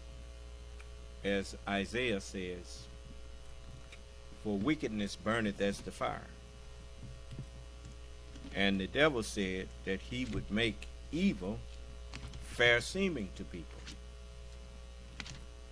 Just like a moth that flies into a bonfire. I used to see that when I was watching the bonfire that used to get set on Halloween. We'd go to the park around the corner from where I grew up, and they had a bonfire there, and you would see moths flying into the flame. They saw the light like you see them sometimes flying around and bumping into your light at night. But they flew right into the flame because they saw the light. They just didn't know that that was fire they was flying into. Do you understand? And men have become as scattered moths like that now. People, they are quick to fly into the internet and find. They don't go in there so much as looking for truth. They go in there looking for people that agree with them. Do you understand? And it's a difference. And that's how that thing like QAnon became so pronounced in those back in the early 20s and the late teens of this, QAnon was rolling in 2018, wasn't it? Yeah. You don't hardly hear too much about QAnon now. But people went on there looking for someone who would tell them what they wanted to hear. And that is one of the most dangerous things that you can do if you claim to be searching for knowledge. Instead of searching for knowledge, you call your search a search for what you want to hear. Then you set yourself up to be conned. You set yourself up to be for something that is wrong to be made fair seeming to you, to be made to seem like it's right. Do you understand? And that's why Allah says that, and those whoever disbelieves in the truth, he says, I shall grant him enjoyment for a short while. Huh? Like QAnon, they was rolling and enjoying themselves for a few years, a couple of years, especially a couple of years. It says, then I shall drive him to the chastisement of fire. What is that? What does fire do to its fuel?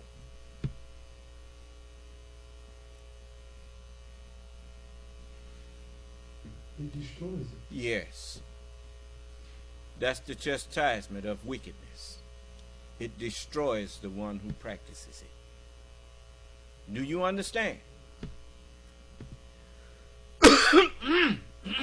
Mr. Weisselberg is on his way to jail for lying. And for that's what lying is, a wicked act. Do you understand? Why is it called wicked? It is because it is the term wicked has two words in it. it has wick, and it has ed or education. And when you put the two together, it is a wick is that is made to be the recipient of fire. Do you understand? And education is knowledge. Education can be good and it can be evil, but it's still education. Do you understand? And so when you get education that is evil, then it turns you into the wick for fire. Do you understand? So we say wick ed. Yes. And so this is these are things that most people, you notice, most people they don't realize that the English language is basically based on a lot of acronyms, shortened statements, like vegetables, vegetation that is edible. And instead of saying vegetation that is edible, we just say vegetables. Do you understand? And so this is how we formed our language. And so it says, I shall, to those who disbelieve, and whoever disbelieves in the truth, I shall grant him enjoyment for a short while. Look at the people who start off doing drugs. They enjoy it for a short while. And once they get dependent on it and hooked on it, it becomes a living hell for them. And so it says, then I shall drive him to the chastisement. You know, that's what addiction does. It drives you to a swift destruction of yourself, like them drugs. When you look at what them drugs do to somebody, and when it's finished with them, it destroys them like fire destroys its fuel. Do you understand? And it is an evil destination. People would not knowingly run to something that is going to destroy them, unless that thing is made fair seeming to them, like the fire, the light from a fire is made fair seeming to the moth. And so the moth flies into it, flying to the light, not realizing he's flying to his destruction. Do you understand? So it says, and when Abraham and Ishmael raised the foundations of the house. The foundations are the pillars of faith. You remember David said that goodness and mercy shall follow me all the days of my life, and I will dwell in the house of the Lord forever. You see, you notice the term house and the term house is the same word, isn't it? Okay. It just depends on how you pronounce it, huh? Okay. Well, a house is a dwelling place, isn't it? And then you have warehouses, and then you have a spiritual house, which is the truth from Allah, the truth of righteousness. And that is a house that houses righteous minds. Do you understand? And it was built by Allah and his prophets. And so it says, Abraham says, when Abraham and Ishmael raised the foundations of the house, when Abraham was commanded to do anything, he never questioned it if it was from God. He just did it. That's the very foundation of Islam. Do you understand? Entire submission to the will or word of God. Do you understand? And so it says, they prayed this prayer: Our Lord, accept prayer from us. Surely thou art the hearing one, the knowing one, our Lord, and make us both submissive to thee. You notice, no one has ever read the Holy Quran and the Holy Bible to you in the way that I read it to you. That's why a party of the jinn, when they hear me reading it, they bear witness that they have heard a true recital, and they advised others to listen to it. And so that's a prophecy, you know. For I'm reciting Allah's messages to you in a way that you will understand it just by the way I recite them. Do you understand? So it says, Thou art the hearing one, the knowing one, our Lord. Why I put one there? Because I am the Lord. As Elijah came, and it says, Behold, I will send you Elijah the prophet before the coming of the great and dreadful day of who? The one Lord. The one, as is written, one faith, one baptism. Why one faith? Because I am sent with the guidance and the religion of truth, that I may make it overcome the religions, all of them, so that there will be only one faith, one doctrine or baptism, and one Lord. Do you understand? Okay. So, whose Lord am I? I am the Lord of men. What men? The holy prophets, the nature made by Allah in which He have created those men. Huh? That I'm the Lord of. Then it says, and make us both submissive to thee, and raise from our offspring a nation of Islam, a nation submissive to thee, and show us our way of life or religion to devote ourselves to, and turn to us in mercy, mercifully. For surely thou art the often returning to mercy, the merciful, our Lord. And raise up in the nation of Islam a messenger from among them, who shall recite to them thy messages. No man in heaven, nor in earth, nor under the earth was able to open and read the covenant. But now Allah have raised up one who is able to do that. And Abraham them, that's what they prayed for.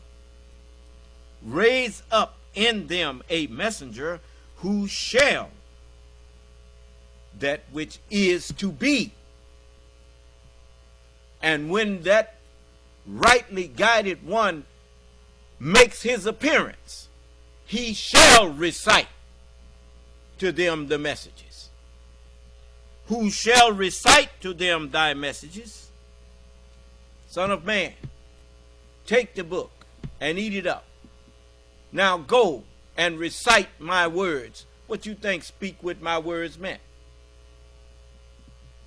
Go, get thee to the house of Israel and give them warning from me. Huh? And it says, who shall recite to them thy messages and teach them the understanding of the book that's hidden in the book, because you promised to give him to eat of the hidden manna. The Holy Bible and the Holy Quran are manna from heaven. Manna is a term which means, what is that? When you look in the Holy Scriptures before I got here, that's all you could do is open it up and wonder, what is that meaning? What is that talking about? What is that? What is this? What is that? It's all, what is that? Do you understand? You remember Gino Jennings asked me? Yeah, what does that mean? You remember that? Yeah. That's because I'm the only one who knows. So I'm giving you to eat of the hidden manna that Allah gave to me. I'm teaching you the book and the wisdom, and I'm removing all of the lies that they've been telling you about the book. About Jesus came here to die for you. Jesus ain't came here to die for nobody. Jesus came here to bear witness to me. Who don't believe it? Come in here and tell me you don't believe it.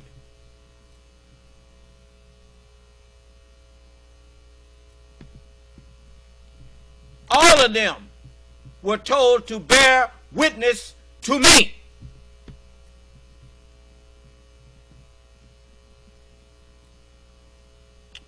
So, and I'm a witness bearer to you. That's why you understand me. You don't have to say, wonder what he meant by that. You know what I mean by it, because it's clear. I speak your language. What Allah say to me in my ear, I say it from the housetops, from the rooftops, from the satellites. And it's clear.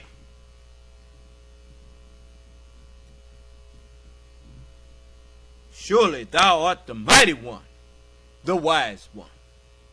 His name shall be called Wonderful Counselor, the Mighty God, the Everlasting Father, the Prince of Peace. And of the increase of his government and peace, there shall be no end. You'll notice how peaceful my class is. I condemned all of these false religions, and none of them, nobody who been teaching them, is able to come in here and show me that what they have been teaching is the truth. Huh? They've been lying to you. When he's standing up there talking about Jesus came to die, he know he lying.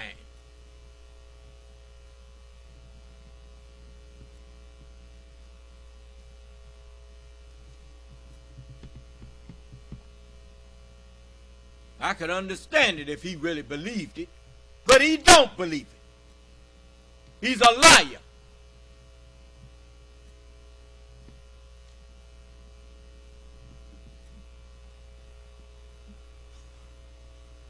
It's impossible to have faith in something that you do not understand. It's impossible. Because faith comes by understanding. You hear me? And who forsakes the religion of Abraham? But he who makes a fool out of himself. Now, what did Allah say that, what did Abraham say that he prayed for? Raise from our offspring, him and Ishmael, a what? A nation of Islam, a nation submissive to Allah.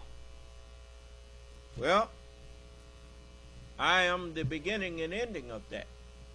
The Nation of Islam now has a beginning and an ending, an author and finisher. And so you are the best nation raised up for men. Huh? Turn to chapter 3 in verse 110. It says, you are the best nation raised up for men. Why? Because let's connect it. Let's connect it to Hebrews. Hebrews, the first chapter. Turn to it. It says, God, who at sundry times and in different manners spoke in time past unto the fathers by the prophets, has in these last days spoken unto us by his Son of righteousness, whom he hath appointed to be the inheritor of all of the scriptures,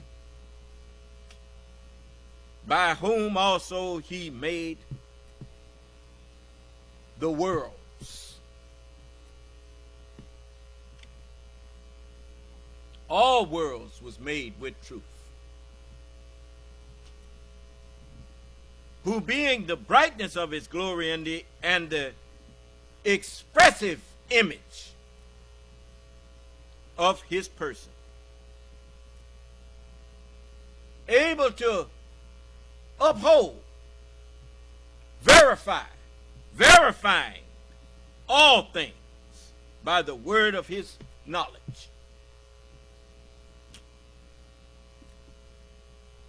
When he had by himself removed our sins, set down on the right hand, Son of Man, sit on my right hand of the majesty on high, on the truth. When I sit on the truth, I make the truth manifest to you like a light bulb sitting on an electric current. Do you understand? It manifests the light-giving properties of the current that you don't see. Now, look at the 8th verse. It says, but unto the Son he saith, thy throne, O God. Now he's calling me the Son and God at the same time. Huh? Thy throne, O God, the mind that's in you is forever and ever. A scepter of righteousness. He shall rule all nations with a scepter of iron, with a rod of iron, a righteous rod of iron. Huh? And it says,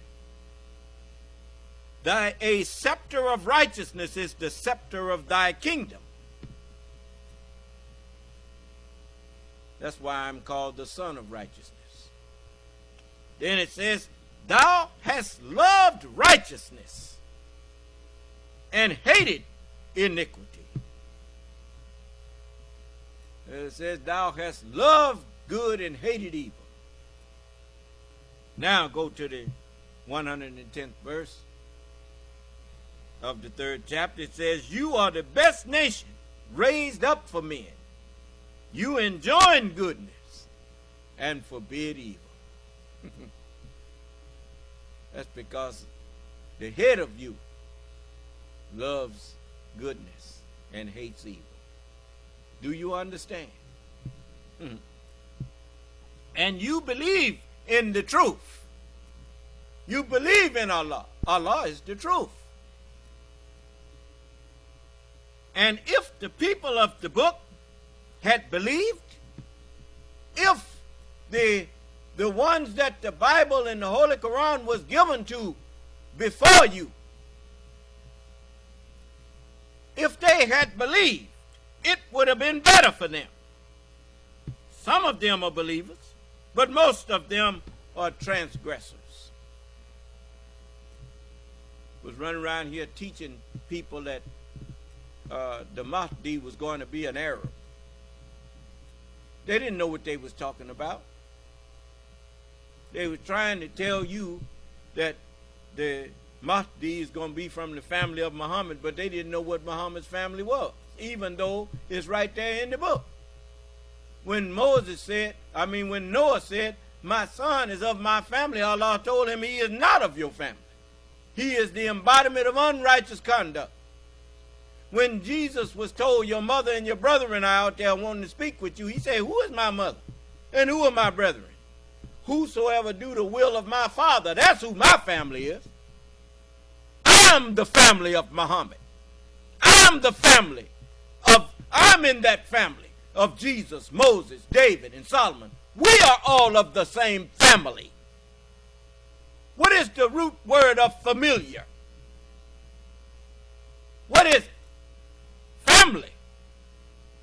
If I'm not of their family, why am I familiar with their words? And you are not. I'm grafting you into the family now if you got sense enough to humble yourself. All right, that's enough for tonight. I'm through wearing myself out just to reach you that I should have been unable. I should have been unreached you by now.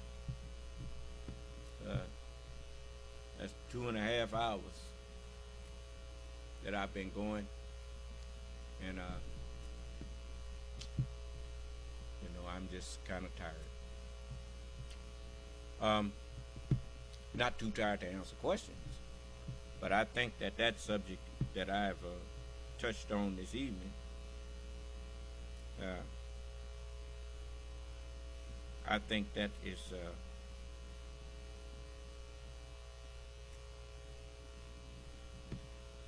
that's a good thing to end on. Leave something on your mind. I'm so happy to see, to show you that just because you didn't hear and see President Biden and his administration admonishing Israel and Netanyahu don't mean that they wasn't saying anything. It's just that out of a common respect, it's just like in the military. When an officer is going to dress down or reprimand another officer,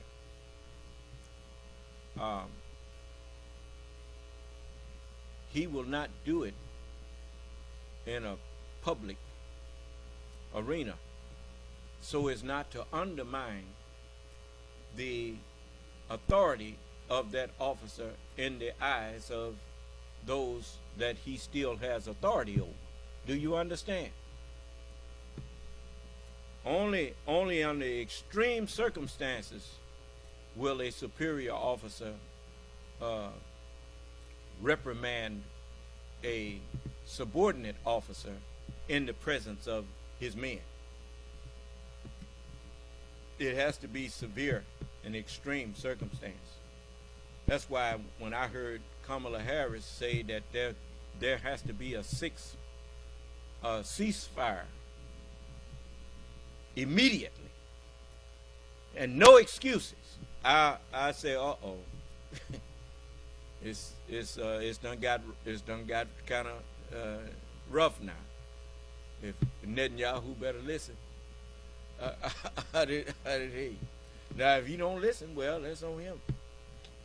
You know, but President Biden is no pushover. You know, he just he's been in that arena long enough to know how to send a message and be heard by someone who got some sense. Do you understand? Okay.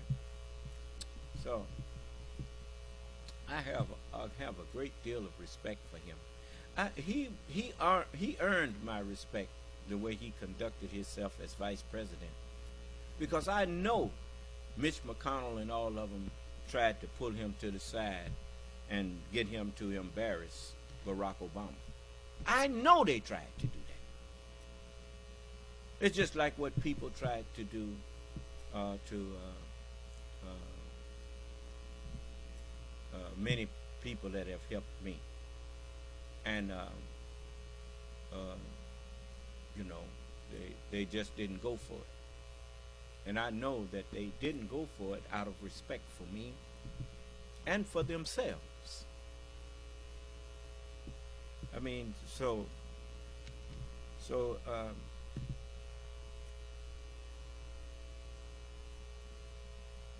as I look at Netanyahu doing what he's doing over there, knowing that it's causing the world to look at Israel in a way that is losing the respect that people may have had for Israel, tells me that Netanyahu is the enemy of Israel, and by association, he's the enemy of the United States and the allies.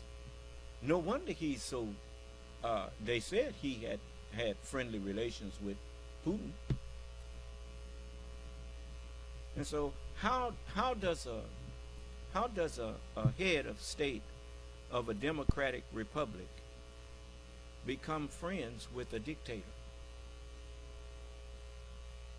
How does that friendship work? For a dictatorship is completely an antithesis to, is that the right word? You know more about this language in many ways than I do. So, I mean, I use these words, but if I use one wrong, you let me know. But that a dictatorship is the antithesis of a democracy. So how does the head of state of a democracy or a democratic republic become the friend of a dictator?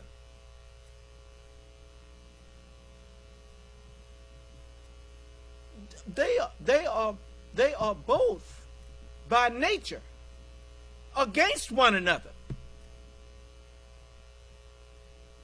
Okay.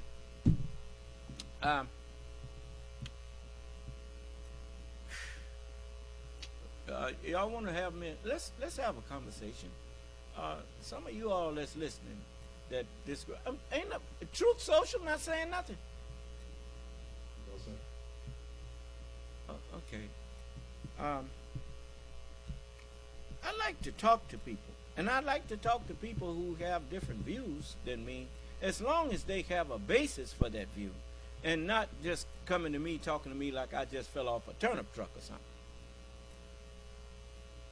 You know, don't offer me foolishness for a conversation. Now, if you have a legitimate thing to say, that's fine.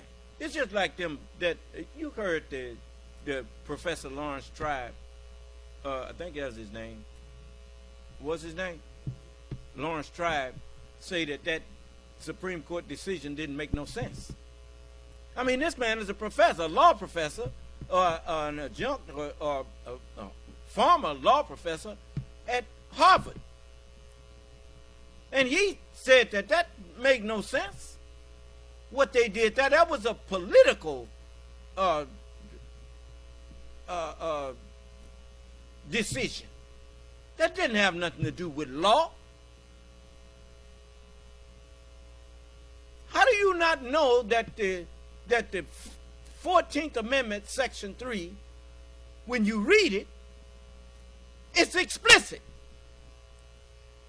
It don't take a person with a law degree to understand that if you participated in an insurrection or give aid and comfort to anyone that was doing that, you cannot hold an office in the government of the United States. It didn't say in the federal government or the state government. It said in a government office. Period. End of discussion.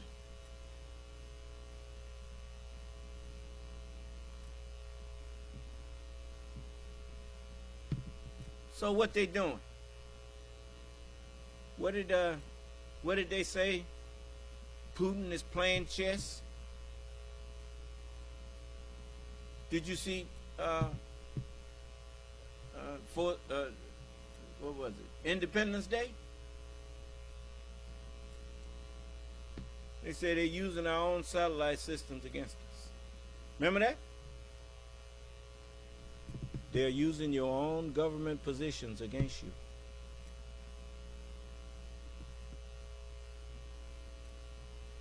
Stacking the court with treasonous people. I mean, whenever you uphold a person who commits treason,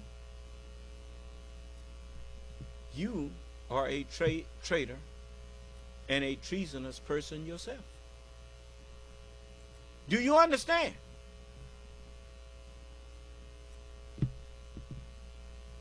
Make no mistake, every person in the Congress, in the House of Representatives and the Senate, that upholds Donald Trump is a traitor to the United States.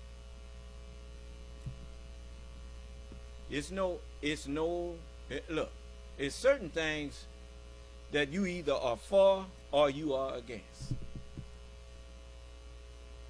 Anyone who claims to be a patriot,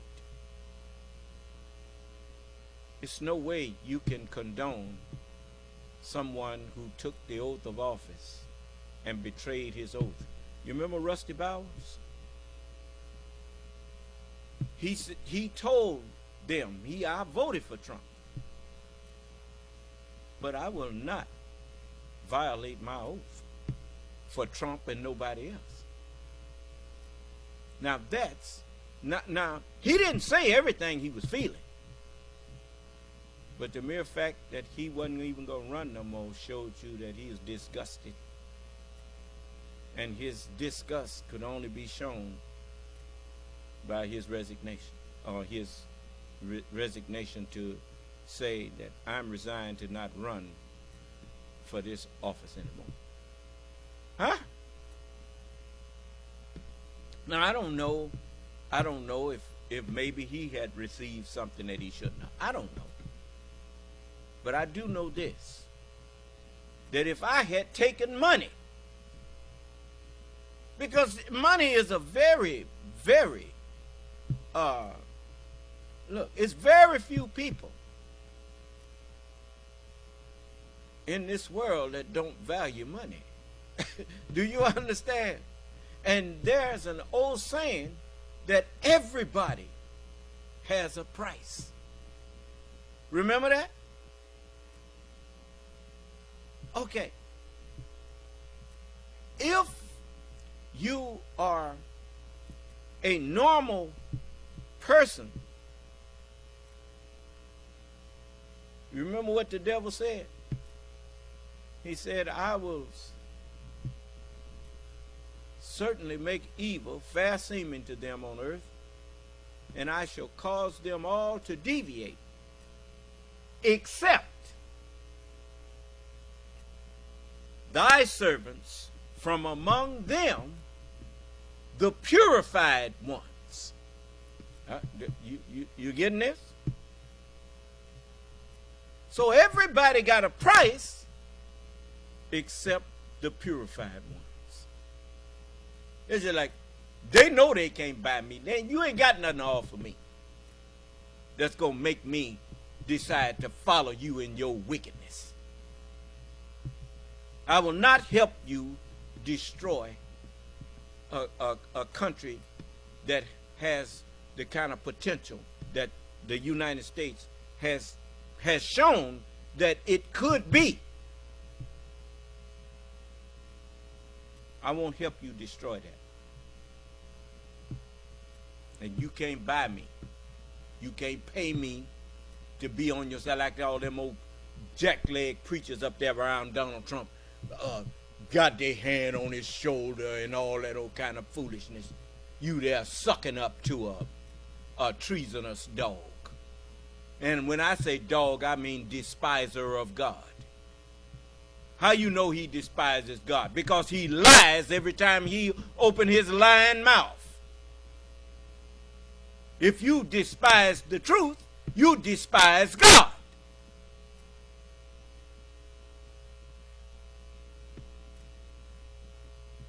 That Farrakhan over there supporting that. You ought to be ashamed of yourself, brother. And I use the term brother not because that's what you are now, but I remember when you may have used to been a true brother. I don't know what done happened to you.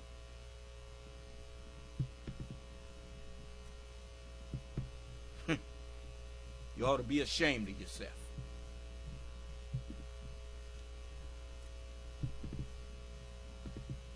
Just to hold on to being called a national representative, you threw the messenger away for W.D. Muhammad, and then you turned on him.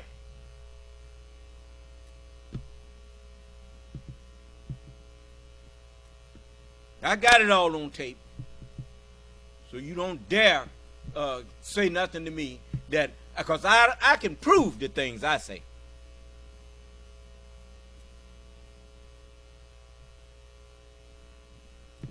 So,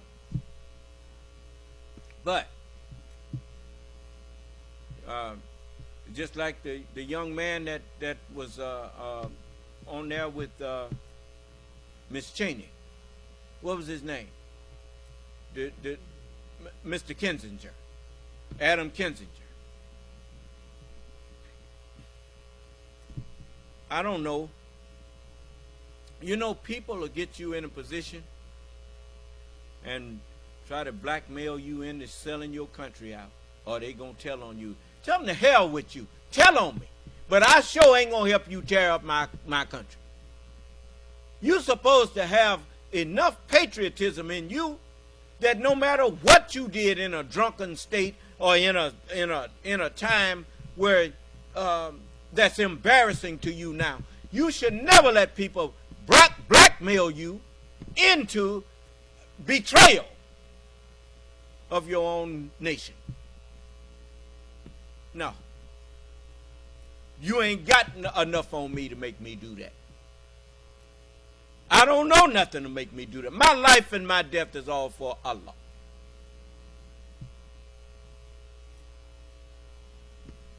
You know.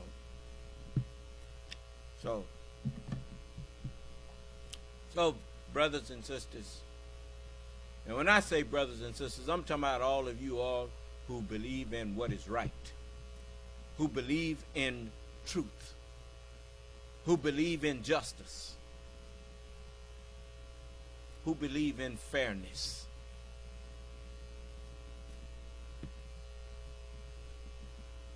If that's what you believe in, you are my brothers and sisters.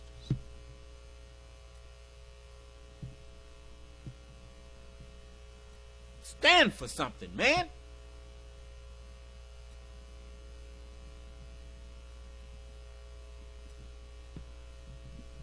Let me tell you something. Anybody who stands for something that is wrong and unjust, you are a fool to think that that person is your friend.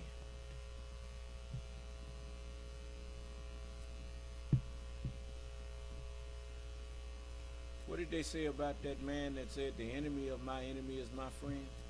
And I've seen it on many shows, and they all tell, and in the end, the fellow who said that lost his head. he got his head chopped off.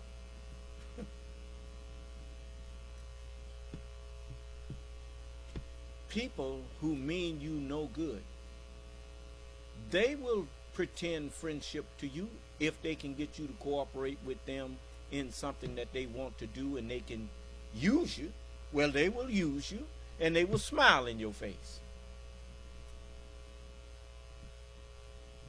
But a man who is not true to a particular cause cannot be true to a particular person, place, or thing. Because the only thing that that person generally will try to be any kind of way loyal to is the one he see when he look in the mirror. And his loyalty is steady changing, because when you don't stand for nothing, you just become a whole lot of nothing things. Do you understand? That's Donald Trump. And he uses people and throw them away when he can't use them no more. He buy you, and then the mere fact that he offers you money to do. Remember what Bain said to the boy who paid him all that money? And he said he paid him all that money, and he said, I this is not what I'm paying for, and I expect you to. He said, do you think that because you paid me, this gives you power over me? He said, do you feel like you have power over me now? And he put his hand on his shoulder right before he killed him. You know, people who have money, they don't think they need, many of the people who are wicked that have money, they don't think they need true friendship. They don't respect people, because the only people that are around them are people who kiss their behind to get money from them. Do you understand? And that deceives them into thinking that they understand human nature, when they do not understand human nature. When people come around you that bow and bend to your every whim or whatnot without any logical or justifiable reason, you're not dealing with human beings. You are dealing with beasts in the form of human beings. They have decided to reduce themselves to the level of animals. That's not human nature. That's animal nature. Like a dog, you can kick him, you can do whatever to him, as long as you throw him a treat every now and then, and he will wag his tail and lick your face and lick your feet and do whatever. That's the way dogs do. Human beings are not such. So anyway, so you got a lot to learn about human nature, boy. So you better study. You better look at me. You better study me, and then you'll know something about human nature. But anyway, I'm gonna leave it there, and even though I thought I was gonna cut it short, I guess I didn't. But anyway, nobody's typing no questions or nothing. All right. Well, how many of y'all want to join with me and help me to go on and straighten the world out? For the best cure for the world in the shape that it's in is a good example. If we just stand up and you help me build this new nation of Islam, and we can show the world the way to peace by our example. You see. So I guess you're not ready to do that either. Okay. All right. Well then, My number is 601-786-9742. That's my landline. And my cell phone is 601-786-1332. If you text me, if you like, you can text me and let me know you want to be a member or you want to join with me. Then I will give you a call at some time and we will talk one-on-one. Meanwhile, go online and view some of our accomplishments. View some of the things that we are doing. You can go to the New Nation of Islam, all one word, .com, and that will take you to our site, and you can go to the progress section and see some of the things we have been doing. And so may Allah bless us, keep us safe and in our right minds, and grant to us an understanding of what He wants us to do. You know, I don't rush you into joining with me. I say, listen, ask questions until you are totally satisfied that I'm not a liar, that I'm not a pretender. And then if you say you are with me, mean it. And then we will work together and heal the world.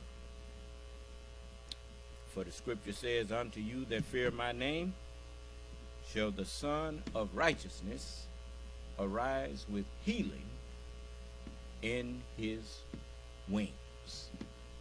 That means the wings of my mind. And the reason why it calls them wings is because I have Jesus, Moses, David, Solomon, all of the messengers of God's words are in my brain. And they create wings, like in a hospital, they have different wings that they send you to depending on what's wrong with you. And depending on what your problem is, will determine which wing of my mind or which messenger of God's words that I will speak to you with to bring about healing of you. So all praise is due to Allah. So, may Allah bless us and keep us safe and in our right minds, and grant to each of us who believe in His word a peaceful and pleasant night's rest and sleep, a happy, peaceful, and pleasant morning's rise, and a peaceful life. May Allah's salam alaikum